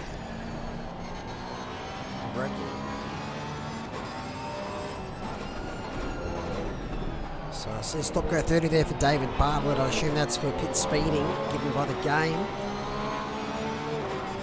Actually, so there's definitely nothing being looked at by the stewards for that. 616, that's Fluky. He had an incident at the exit of the corkscrew, or the corner after the corkscrew. Yep. McIntosh is still hanging on here. Apparently, it's all right around the track, but it's a bloody handful. Not as enjoyable it is at other circuits. This is going to happen at some stage. When will it happen? When will it happen cleanly? Half an eye and the leaders. G. Coman is 3/10 up the road from Burrs, which isn't very far. 0.09 now Wow. at the last one. So it's fairly close.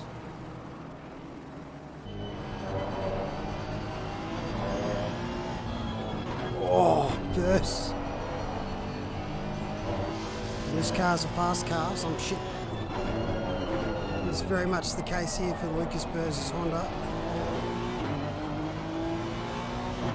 Lose your best. It's on the edge, you're out of control. Sorry, I just rewatched Days of Thunder 2 days ago, so. How good is it?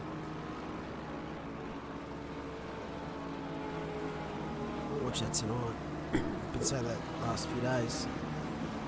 It is the best racing movie, apart from maybe Rush, but The Rush is pretty good. John in chat.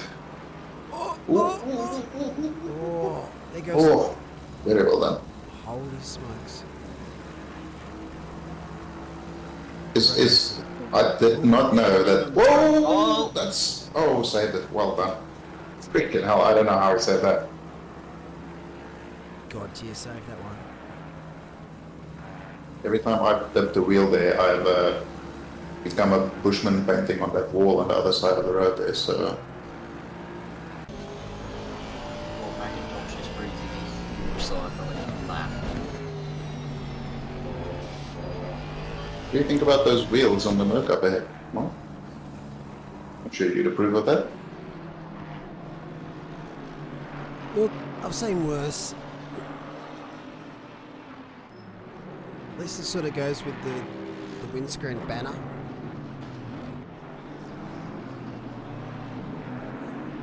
I'll allow it.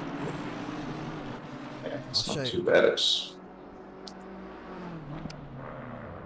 Okay, so did he? I'm not sure if he said the penalty for. Just trying to go through some other wheels. These two are still going at it. Blue flag markers ahead. Let's go on board with Bursey.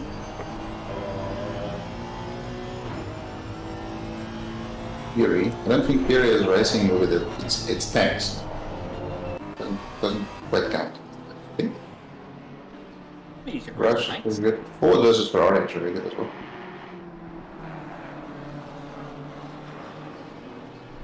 I think my chat's Yeah. Sorry, Mark. silent. Getting a Brad Pitt F1 movie, and Lewis Hamilton is one of the producers. So Well, I'm not sure what I think of that. no idea how well that's going to work out, but let's see. The director is the same guy who directed the Top Gun 2, so That is a great. Oh, I keep going on about Top Gun Maverick. It's so good. it's honestly one of the best movies, the best action movie I've seen in a very, very long time, but one of the best just movies that I've seen in a decade. And the story was good. It made sense. It ended like it should have. Blah blah blah blah blah. Without giving too many spoilers away. So good. And the action sequences are just ridiculous. Yeah. In a good way. Drive to Survive the movie. Well, that'll be bloody Daniel Ricciardo this weekend. Well, the next 3 races, I just can't. I don't want to see him struggle. I'm a McLaren fan and obviously an Australian, but he's just well off the pace. It's interesting to see. I mean, he's obviously a very talented driver, but yeah, I don't know. You can't blame not being used to the car or something like that anymore because everybody's in the same position with these cars. So Yep, and he had a say in this year's development. Well, last season he didn't. He just got thrown in the car.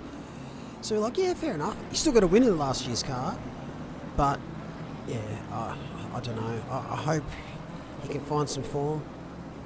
No one likes to see any driver struggle. It's a good battle. Battles everywhere. Little 2-car battles. the point out there by Mac Daddy JLS All Pro in E11. Yeah, he pays well, JLS. Okay, great. Oh, he's having a great race. Because he's not using his liveries. He's using a proper livery. Carl's having a squeaky squiz. There you go again, Alex. A squeaky squeeze. Squeaky squiz. If you pull off the squeaky squiz properly, you can squizzy squeak by. Yep, Is that how it that's works? exactly right. Correct. I understand the principle a bit better now.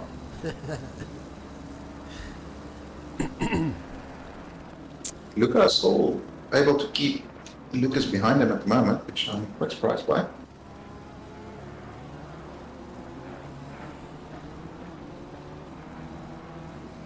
Although Lucas is all over the back of... Ooh, that's a good little drift there by Lucas. Well held.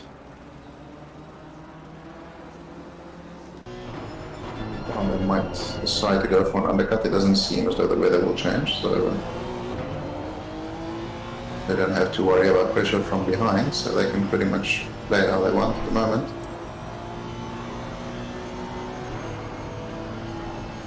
Diabolos, the hype is real for Top Gun. Trust me.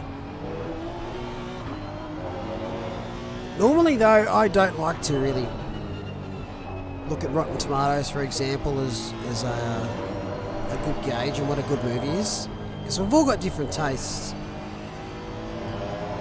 It's very easy for movies to get review bomb just because of some guy who gets offended or something, so Yeah, exactly. it's not a particularly Or accurate gauge. they don't like the style of movie, or they've got a thing against the genre, or Because Tom Cruise is a Scientologist, so they don't want to watch anything that is in, and then they review bomb it. is it? As much as I disagree with all that Scientology stuff, I think he's very underrated and not appreciated enough. Too much hate for Tommy Cruise. I mean, as a person, he's mental, but as an actor and the movies that he makes, He's insane. He's made so many good movies. And he's tip-top shape for a 59-year-old. Yep. Yeah, when we were sitting in the cinema, I turned to my wife, I was like, this guy is 2 years younger than my dad. What? It's like, he looks like he's in his 40s. Yeah, insane. The thing I really appreciated about the new Top Gun is they didn't just rely on like nostalgia from Top Gun. Ooh, that's gonna be pretty. No, they didn't. Yes. They looked at the story and they done very well in integrating it, but they just try to still do their own thing. And the scenes they have with the aircraft is just, It's insane, man. yeah. We could talk about it for the next 38 minutes if we want to. It's very difficult to talk about the details of the movie without giving too much away for Yeah. people who haven't seen it. So, it's really. It was the first movie that I've gone back to the cinema in about 3 years, put around by Lucas, but crossing on outside of Corkscrew is not an easy place to do it. Late on the brakes. Might get this done. Oh, Luca doesn't give him a lot of space there. That was spicy. Mac Daddy, so Iron Man dies at the end of it. That's what happens in Top Gun. Yeah, he does. Oh, the whole movie's ruined now. No need to go see it.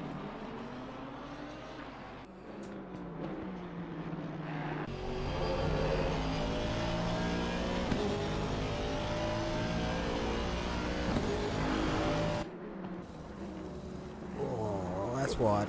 Oh, great stuff. Good pressure there by Rocket as well.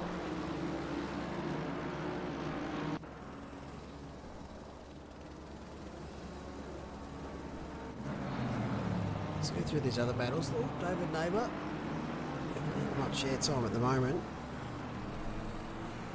He's in a nice battle with the BMW. Just got away a little bit in the last corner. One of my brothers used to be an absolutely biggest prick on Facebook. Someone spoiled a movie for him or a show for him. So he'd daily for like a week would post spoilers on all this TV shows and all these movies, and some of them are obviously obvious and funny, about Titanic for example. Yeah. Titanic sinks, in case you're wondering. What? But yeah, but for me it was funny as, because yeah. I do agree with Diabolus. So- I haven't watched the trailer for anything in quite a long time. I don't watch trailers because I feel like it's going to give too much of it away, and I like to be caught Yeah. out. I love to be caught out. Yeah, definitely.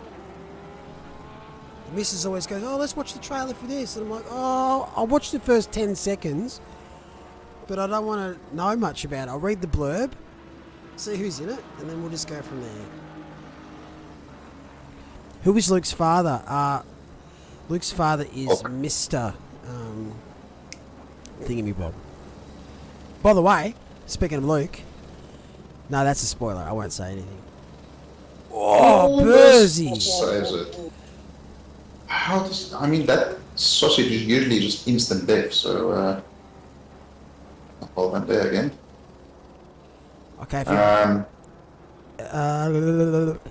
New Jurassic World out now too. Well, I want to go watch it for my birthday. Yeah.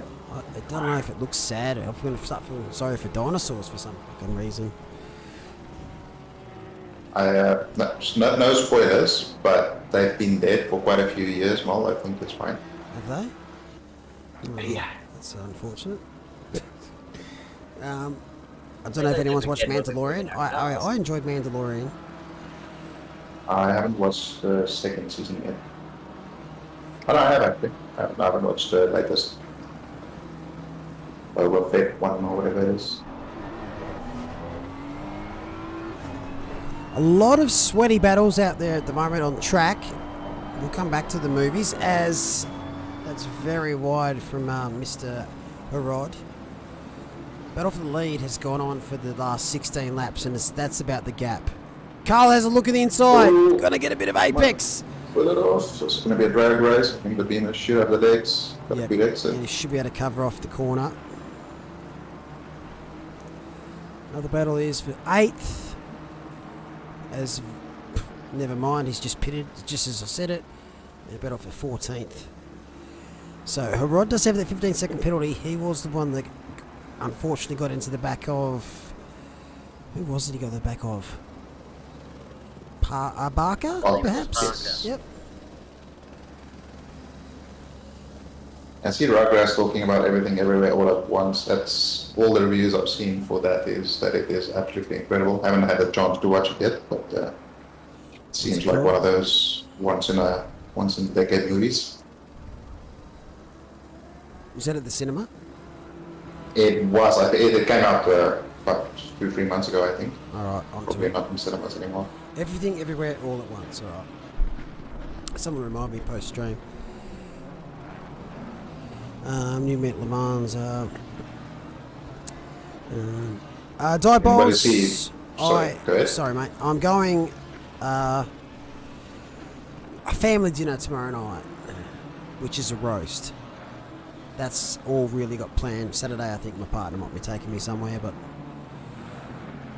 A roast, as in everybody will roast you for your birthday? Like, That's or a common theme with my brothers and I. fair enough. So we'll just roast each other while eating a roast. Oh, already pulled about Think of worse just over a things to second. do. Couple.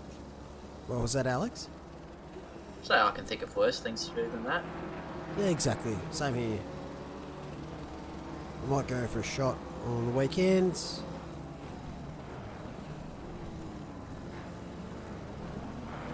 These two are connected by a rope, I swear. Big old towing cable.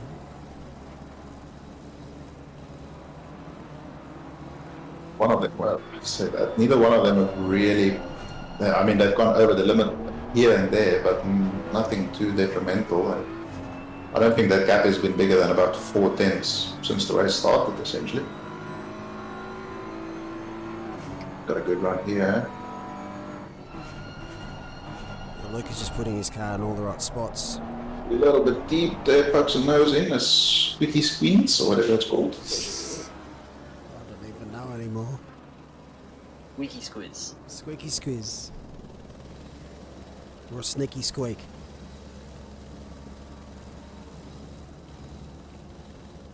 I've been saying squirrely for like 4 years, and I swear on F1 they've started saying it. I'm like, why are you saying that? Bastards. They've been listening in. Yeah, crofty. This is Valiance. Valiance isn't crofty. Chasley. Chasley? I mean, you said you saw Chasley somewhere. That might be crofty in disguise. I just find it funny We got him. sometimes where they've been doing it for so long, but yet they've got no idea on some of the rules. It's like foreign. Yeah, but do you really need to know about the sport that you dedicate your life to and work in? You get paid a shitload of money for it. Of course not. It is funny, and obviously they do several things very well, but it can be pretty frustrating to listen to. Run for Bears here again. Luca will park it in the middle. Ooh, Oh, he wanted it. adventurous. He wanted it. He's going to throw it in. Doesn't need a second invitation. I reckon Luca's going to go deep on the brakes here. And he does. Touch again. What a lovely battle we've seen. And Luca's held on. Insane. Fantastic racing. Oh, that's a bit of Well, that's right. dirt. It's going to compromise him into the next corner. He's very defensive. Lucas trying around the outside in an easy place to do it. Very slippery out there. Somehow he manages to just keep it on track. I do not know how he did that. How has And, this not ended badly so far? Yeah. the regular 30 service minutes of resumes. this. Again there, good run. Again outside of the corkscrew. Very late on the brakes. Oh no! Oh, there it is. Keep it up. There it is! There it is! There it is! There it is! They're going to keep going! Keep going! Still going! Doesn't count. Doesn't count. We saw nothing. Yeah, sorry, my screen just sort of blurred for 5 seconds. Yeah, So my what happened? power dipped out. They took the corkscrew perfectly, right? I think. Oh, for 30 minutes.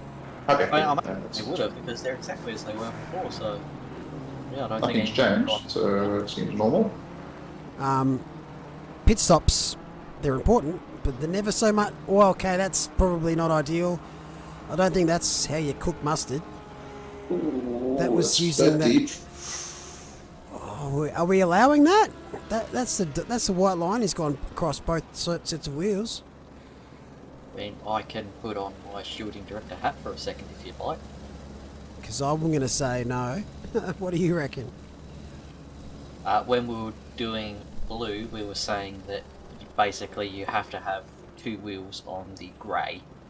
Yep, and that was definitely So not if the you go case. fully into the green, it would be considered off track. So Lucas is Yes, going to he's- have to get his booster. He's done that a bunch of laps already. This time we've got a move done with it. That's where it's the grey. Yeah, but I mean, I'm assuming he hasn't got a warning from it or something like that. So it'll be interesting to see. For me, that's a move on, not on the racetrack. Off track. We weren't There's told the already same. a We were just second told an clear. exit. Yeah, it should definitely, but that's making a move off track, and that's what the white line's for. So, even if not told, that's for me fairly clear cut. My racing director's had it on, but look at the gap already. 1.2. This is the stupidest pit exit I've ever seen in my life. One of those stupid split entries as well. It's even worse than Paul Ricard's old one.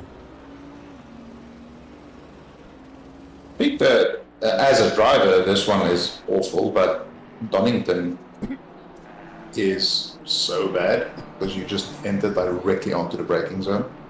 Yeah. So dangerous.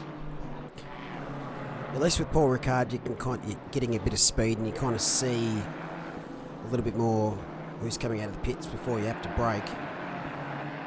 And at least you have some, I mean, you can go off track if you're exiting pits without sort of compromising too much, but at Donington there's grass. So if you go to the outside, then yeah, it causes some chaos. Yep.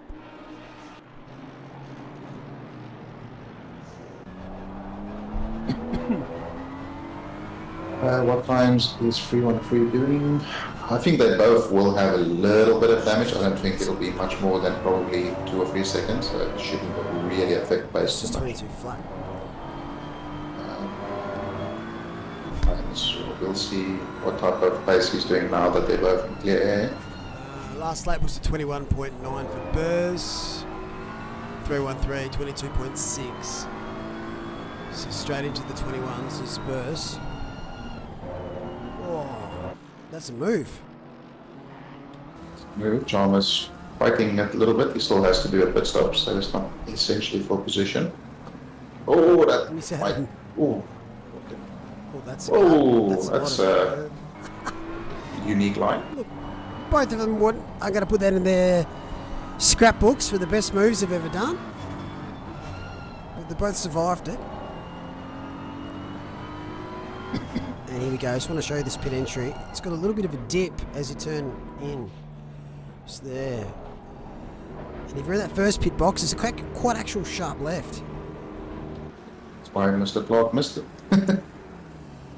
Don't blame him. We've lost several drivers this race. I think 4, maybe.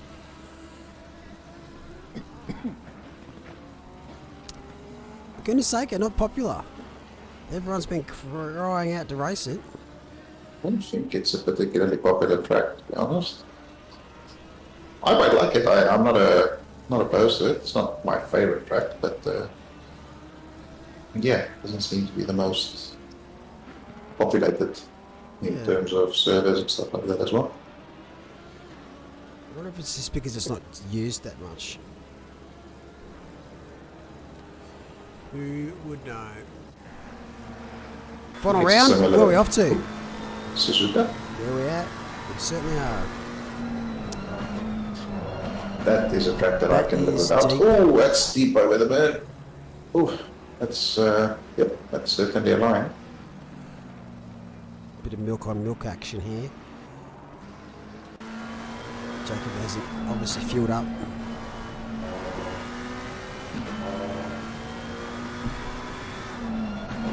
Easy braking points. Yeah, reference-wise, there's a few of the braking markers that are, for me personally, that are road-based, sort of tire marks and stuff like that. So not ideal when it rains or when it's fast. No, go back, Steph, please, lads. But in general, it's an easy track in terms of the layout, but it's so hard to drive it well because there's so many like fairly tricky corners. Like that one is like a closing exit, so the track narrows just as you get on the power. This corner here is particularly difficult to time your acceleration properly, and then the kink obviously murders most people at least once in a race. You take a bit too much sausage. And there's dirt on the outside of every apex. The apexes aren't as wide as you think, so there's not a whole lot of wriggle room if you go deep or understeer. But It's like Brands Hatch with sand. Yeah, exactly. Basically, spot on. This battle here is F1 commentators. Ooh, And JC! Not anymore. Oh, well avoided. How you I going, think buddy? that was Cook. How'd you get here, mate? Yeah, I'll just take that road to the left there and just leave. Just head back. Head Keep on straight. going. Yep, head straight to Get on the Suzuka. highway. I laugh at you. This is really weird. Leaders. Feels bad. Chickerman has pitted already. So only McIntosh and Burrs still left to pit basically. And Mr. Safety Car that will get a penalty again for not pitting.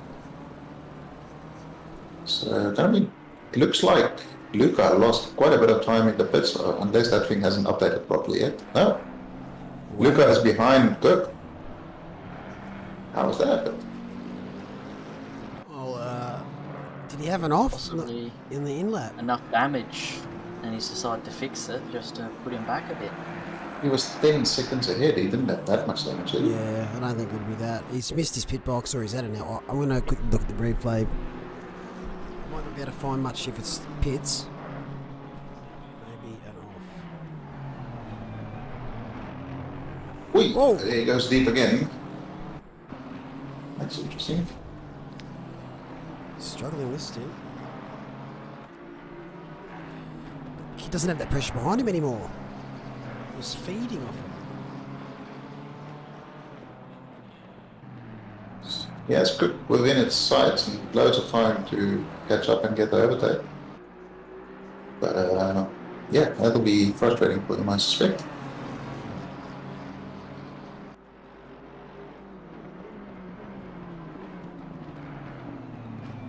I can't really see anything untoward with his stop.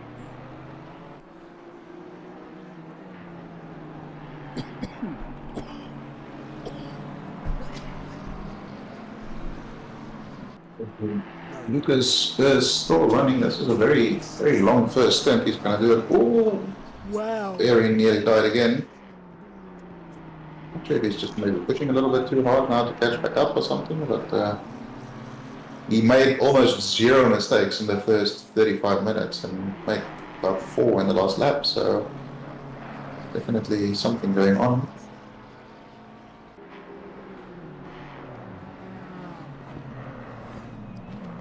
What has happened to Herod? Herod just dropped all the way to P11 after the pit stops. After he was battling with Cole Johnson there, who's still in P6. So not sure what exactly happened there. Bit of that probably would have been with the 15-second penalty. Yeah, that's true.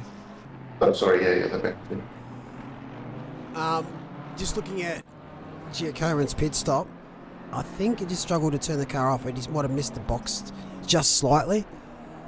The revs went up just before they went down again. So I think, yeah, maybe just a pit stop error. And then a little bit of damage repair, so could make sense. But I mean, they most likely lost a little bit of time with that perfect line through corkscrew. So that's good potential. Not really closing the gap on Cook all that fast, so it's going to be an interesting battle towards the end of the race. When he went Burrs into in the the pits pits, as he was 2.2 seconds up. Oh, sorry, down from Burrs. That was the gap. 2.2 seconds. So, the Cooks just had an absolutely blistering stint, perhaps. What's his best time? 22.7. And Burrs is on his way out of the pits now. Those will be under any pressure here, really. Where's Luca? Luca's still just at the exit of... Kilometres away. So, very far away. Those is on the exit, so that's good 15 seconds or so, I'd say. And off he goes.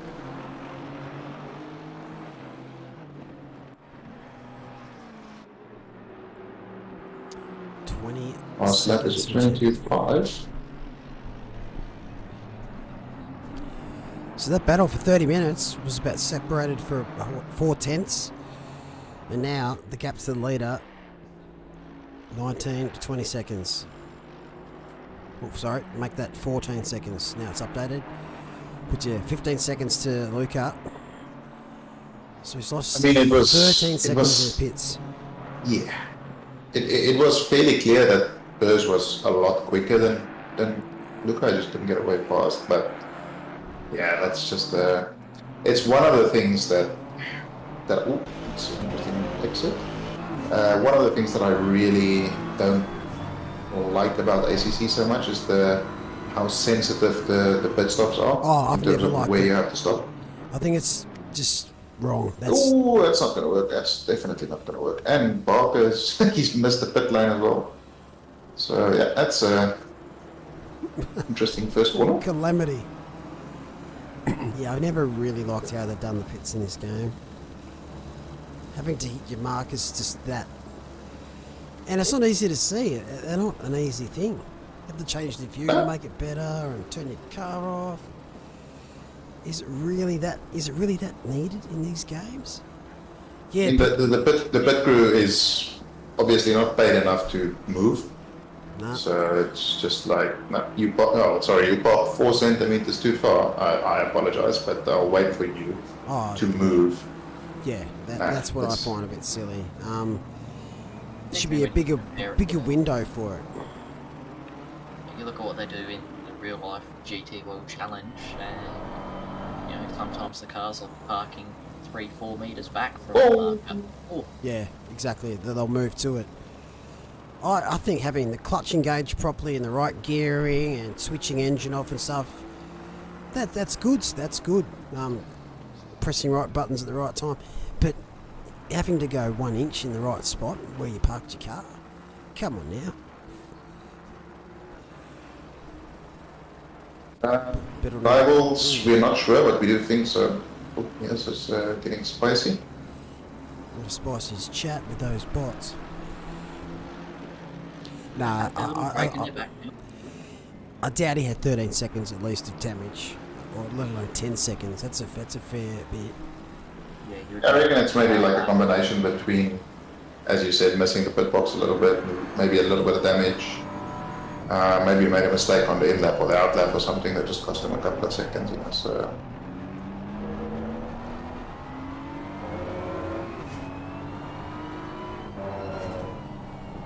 So, John's saying that Lucas will secure the championship if he wins here. That doesn't sound very untouchable. Unless he changes car next week and forfeits all points. Which is I know which one driver's going to be doing. Ooh, I know who. I'll have to confirm with him though. Based on emotions today, I'd say it's confirmed. Is he saying there is a chance? Yo, nice move inside and gets past Cook. Does Cook fight back in that corner? No, he doesn't. So look out, just now back into the groove. He had a bit of an odd few laps, but he's back up to P2. Looking at the gaps there, Johnson has taken about a second out of McIntosh over the last couple of laps. He's under 2 seconds now. So maybe one to keep an eye on towards the end of the lap as Cook gets very close to the back of Chacoma there.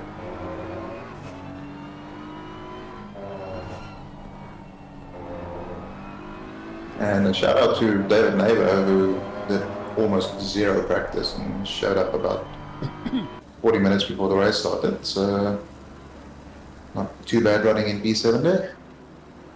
Very solid, leading the Pro-Ams.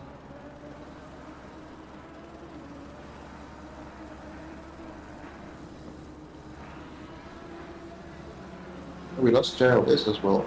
Not sure if that's an angry exit or a disconnect or something. But, yeah, he's gone. There's a couple of others gone as well, but couldn't tell you who they were.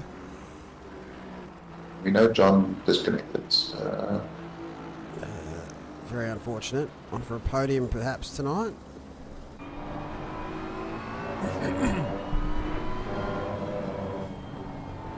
Battle here for Barker, trying to get back past Chalmers again. He did pass him before Chalmers went into the box.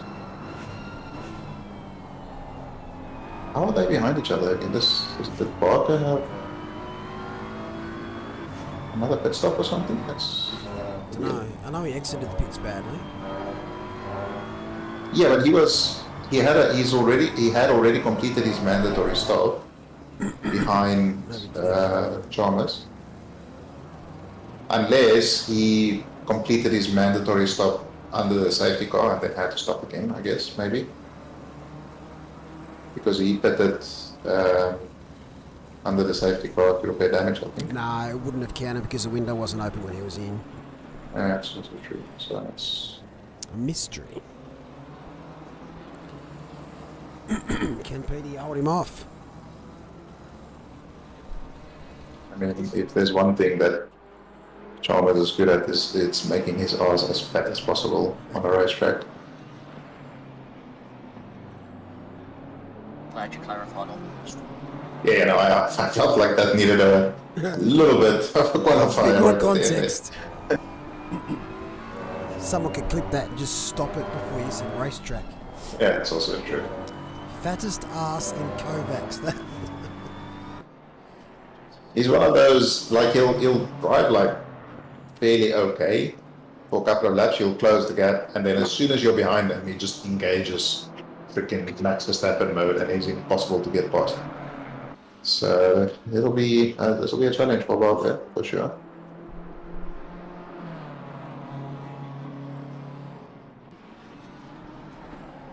Certainly the closest battle on track at the moment. It looks as though Johnson has lost his... Whoa! That's not going to work very well. Luckily he pulled it up there, otherwise that would have been sadness. Yeah, Johnson has lost about half a second again to McIntosh, so nothing going there.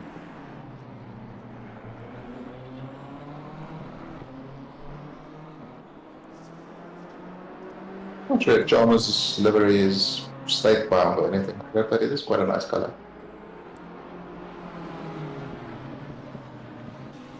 you don't mind it.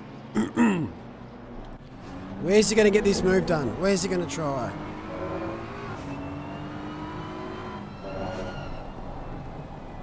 Well, it has to be the corkscrew, I would say. It's the only reasonable place to attempt an overtaking. Yeah,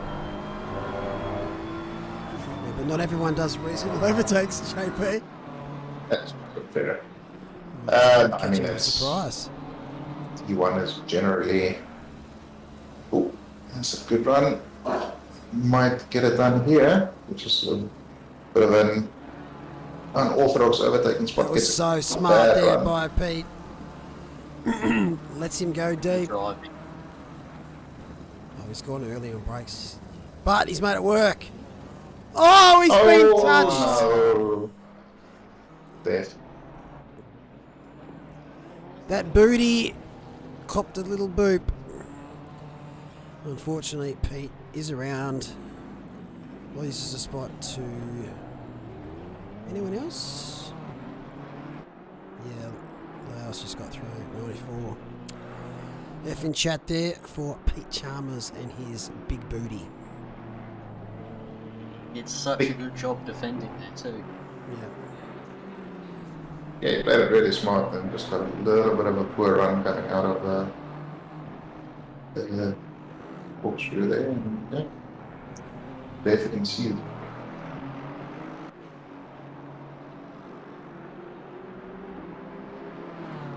Luckily, it's not too many positions lost, it's just a bit of time.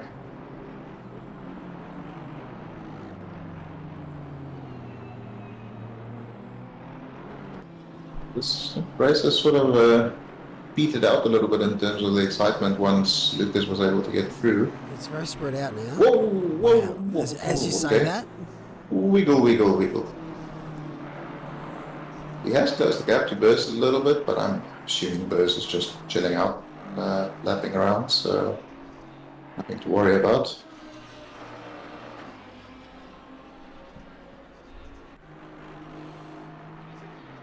This is trying to find some other battles. I think now that we're down to 19 cars, they sort of spread themselves out with more pieces of track. So while things are a little bit sort of quiet, just to plug again, the new Sprint Series is starting on the 1st of July, is that correct? Or in July? 21st, yep. 21st of July. So entries are open already for those who want to sign up. Those who maybe don't feel ready for the Sprint Series, the rookies are still open. Yeah, and then of course endurance. It's right there, Mr. Herbert and Van Vlietskap. And the rookies, they start on the 19th of July. Yeah, the sprint's 21st of July, same week, obviously. So yeah, go to the website, sign up, or if you're on the Discord already, sign up. Endurance is gonna be great fun, starting with 7 hours of Zolder. Now we calculated, Mo, just for some mathematics. There's 44 cars in the top split, right? 48. 48, right? Okay, and it's about, let's say, 89 seconds or 88 seconds for an average race lap around Zolder. Yep.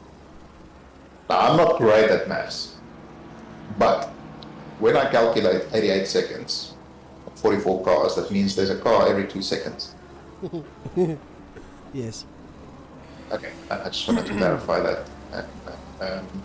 Pray to That's the street. obviously 89 Jesus. seconds. What? That's 29s. I'd honestly race pace. Doesn't it dip into the 30s? I don't know. Actually, I mean, what's because a quality? good lap is like high 26s, low 27s. Okay. Yeah. So yeah, Herod here with a Possibly. overtake on Fowler. Lamborghini gang going at it. Well, that wasn't quite that too hard. Yeah. So yeah, let's call it 1 minute 30, so 90 seconds. Yep. So it's still basically every 2 seconds. It's going to be great for broadcast. I think the Patience. content will be amazing. Patience is going to win out. Patience and and a bit of luck is going to be at Zelda. But I like it. It's a bit of a different challenge, similar to Brands Hatch. The lap times of Brands Hatch are lower, and Lower, yeah. you don't. I don't know. Yeah, I'm very You got excited the for it. chicanes to deal with at Zelda. At Brands, you got the grass to deal with. Which one's worse? You can get away with hitting the chicanes a bit harder at Zolder. For me, it's drive-throughs. It's going to happen. Track limits for sure, especially that second chicane. Just concentrate for 7 hours to not cut. Did you know it's now closed? You're kidding yourself. The key for that is if you're driver one, use your warnings. Get all of them and wait. Let driver two deal with the fucking drive-through. It's not very nice to your teammates. Oh, it is, because that pit entry is absolutely atrocious. Horrendous. Someone's going to die there, and make sure you practice your pit stops for Zolder. So important. Well, I say pit stop. John. Even the exit's pretty rough. Yes, especially if it's slippery conditions or something like that. It's yeah, Ayman has a good point. I was getting it was a very long way of saying It's going to that be a cluster. this is all because of Gorilla Snapper or Michael Babb, who was militant in his anger towards Monza. And I'm not sure how many threatening messages he sent out and bags of poop he left on doorsteps, but we've ended up with a track that's about 20 seconds a lap slower or faster. So yeah, it's gonna be great fun. My hands are clean. I gave you a vote. I was hoping for Hungary Ring. That Same stuff's here. an amazing track for endurance Yep, racing. I would have loved Hungary. That would have been perfect, but no, Zolder got up. I'm not sad about it. They were my two choices that I preferred. But again, I didn't have any hats in the race, so I'm happy to call whatever it is. Brands got absolutely shafted, so no one put their mouth, the money where their mouth is, based on how much they bought at Brands. Got 20-something votes. And obviously Monza had some votes early on, and Babsy was like politician level of slander towards it. Not sure where he got his campaign donations or something, but That's probably why he struggled here, because he's put all his time into that. So the takeaway is democracy sucks. Yeah, it has its moments. a quick shout out to Herod here. He lost quite a bit in the pits, He's flying but now. he's overtaken a few cars on track now in the last couple of laps. So good pace here. Might get a good run on Omar here. Get back into P8. So net loss of only 2 positions. But yeah, look, I'm excited for Zolder. It's one of my... I really enjoy Zolder. So I'm not sure if I'm still going to have the same opinion after 7 hours. Oh, jeez. Jeez Okay. Louise. That was Here comes the race leader. interesting. Ooh, doesn't win it. Yeah, after 7 hours, that opinion may or may not change. But yeah, I'm So- interested to see what's the next choice or the next round of votes. Well, I can tell you one track, and that'll be the Hungara Ring. So the track that was P2 in voting goes on to the next one. And then you've got 3 brand new circuits. Yeah. I'm hoping that the USA pack is somewhat mentioned this decade. But I don't think we'll do it for next one, because we won't have Oh, little Wow loop again. Oh, contact with the leader, not ideal. and Fowler Too much now on that right there. on the back. So the round 2 are likely to have tracks we already know, as JC's had another off. Round 3 is and the September race is where I'm hoping we've got some new tracks to vote on. But again, Yeah, I could be can quite always nice. guess Final lap now. as we hit the final lap. JC's still off. Just looking forward to getting back to some endurance racing after. Oh. That was close. Yeah, longer endurance will be fun. I mean, we haven't done one since, what, Bathurst was 3 months ago? 2 months ago? Yep. Quite a while ago. So, yeah, be nice to deal with the angry wife. I mean, enjoy a long race. Well, we've taken away. It's just Saturday now. It's not a huge 3-day thing, which I thought was fun, but it's a big commitment for a lot of people. But get the qualifying. Yeah, it is. done. I mean, I enjoyed it, but I can understand where the sort of not dislike, but issue comes from. You know, as you said, it's quite a bit of commitment over a whole weekend. So Yep. I suppose it makes sense. But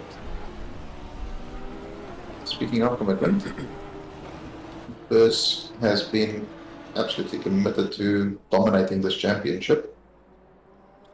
As he comes around the final corner to seal what will be a split red championship. Well done, Lucas Burrs in the Honda. Gets the win here at Laguna Seca, and is our split red Leader has finished the race. champion. Oh, that's a very nice battle there for 8th. Second separates 3 cars. Let's find Giacomin. Did a great job for the first 30 minutes to hold off Burrs, but just before the pit stop, got overtaken. But still a solid effort, P2. And Brad Cook did sneak his way up to P2 for a little while, but still a podium. He's got to be happy with that. Bin it too quickly, mate. Okay, now I can bin it. Yep, always awkward when you celebrate early. This is Things go wrong. this should be our highest Bentley finish this round across most things, I think. P4. Yep. Well done, Carl Johnson, P5. Conboy finishes the race. That's how you do it. When you had a bad one, you still try and finish. Teaches you a lot. Just rubbing Michael salt Babb. into safety car. DT. Wow. Filthy safety. Well deserved. The dangerous driving just There's just doing some burnouts. Fastest lap of a 21.3, which absolutely disgusts me.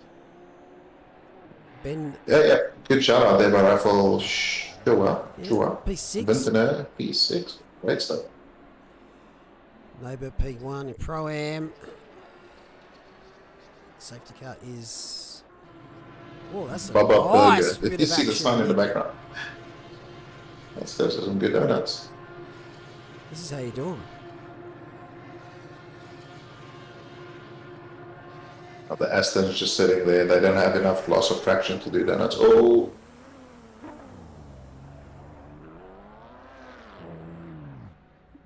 And that signs off for Laguna Seca here in Asia Pacific Sprint Series. We'll go to the garage and wait for a stupid amount of time for this to tick over. Yes, Safety car doing safety car things. on the safety car. Unsafely. Just and parked on the ape. Oh no, he's gone to the pits now.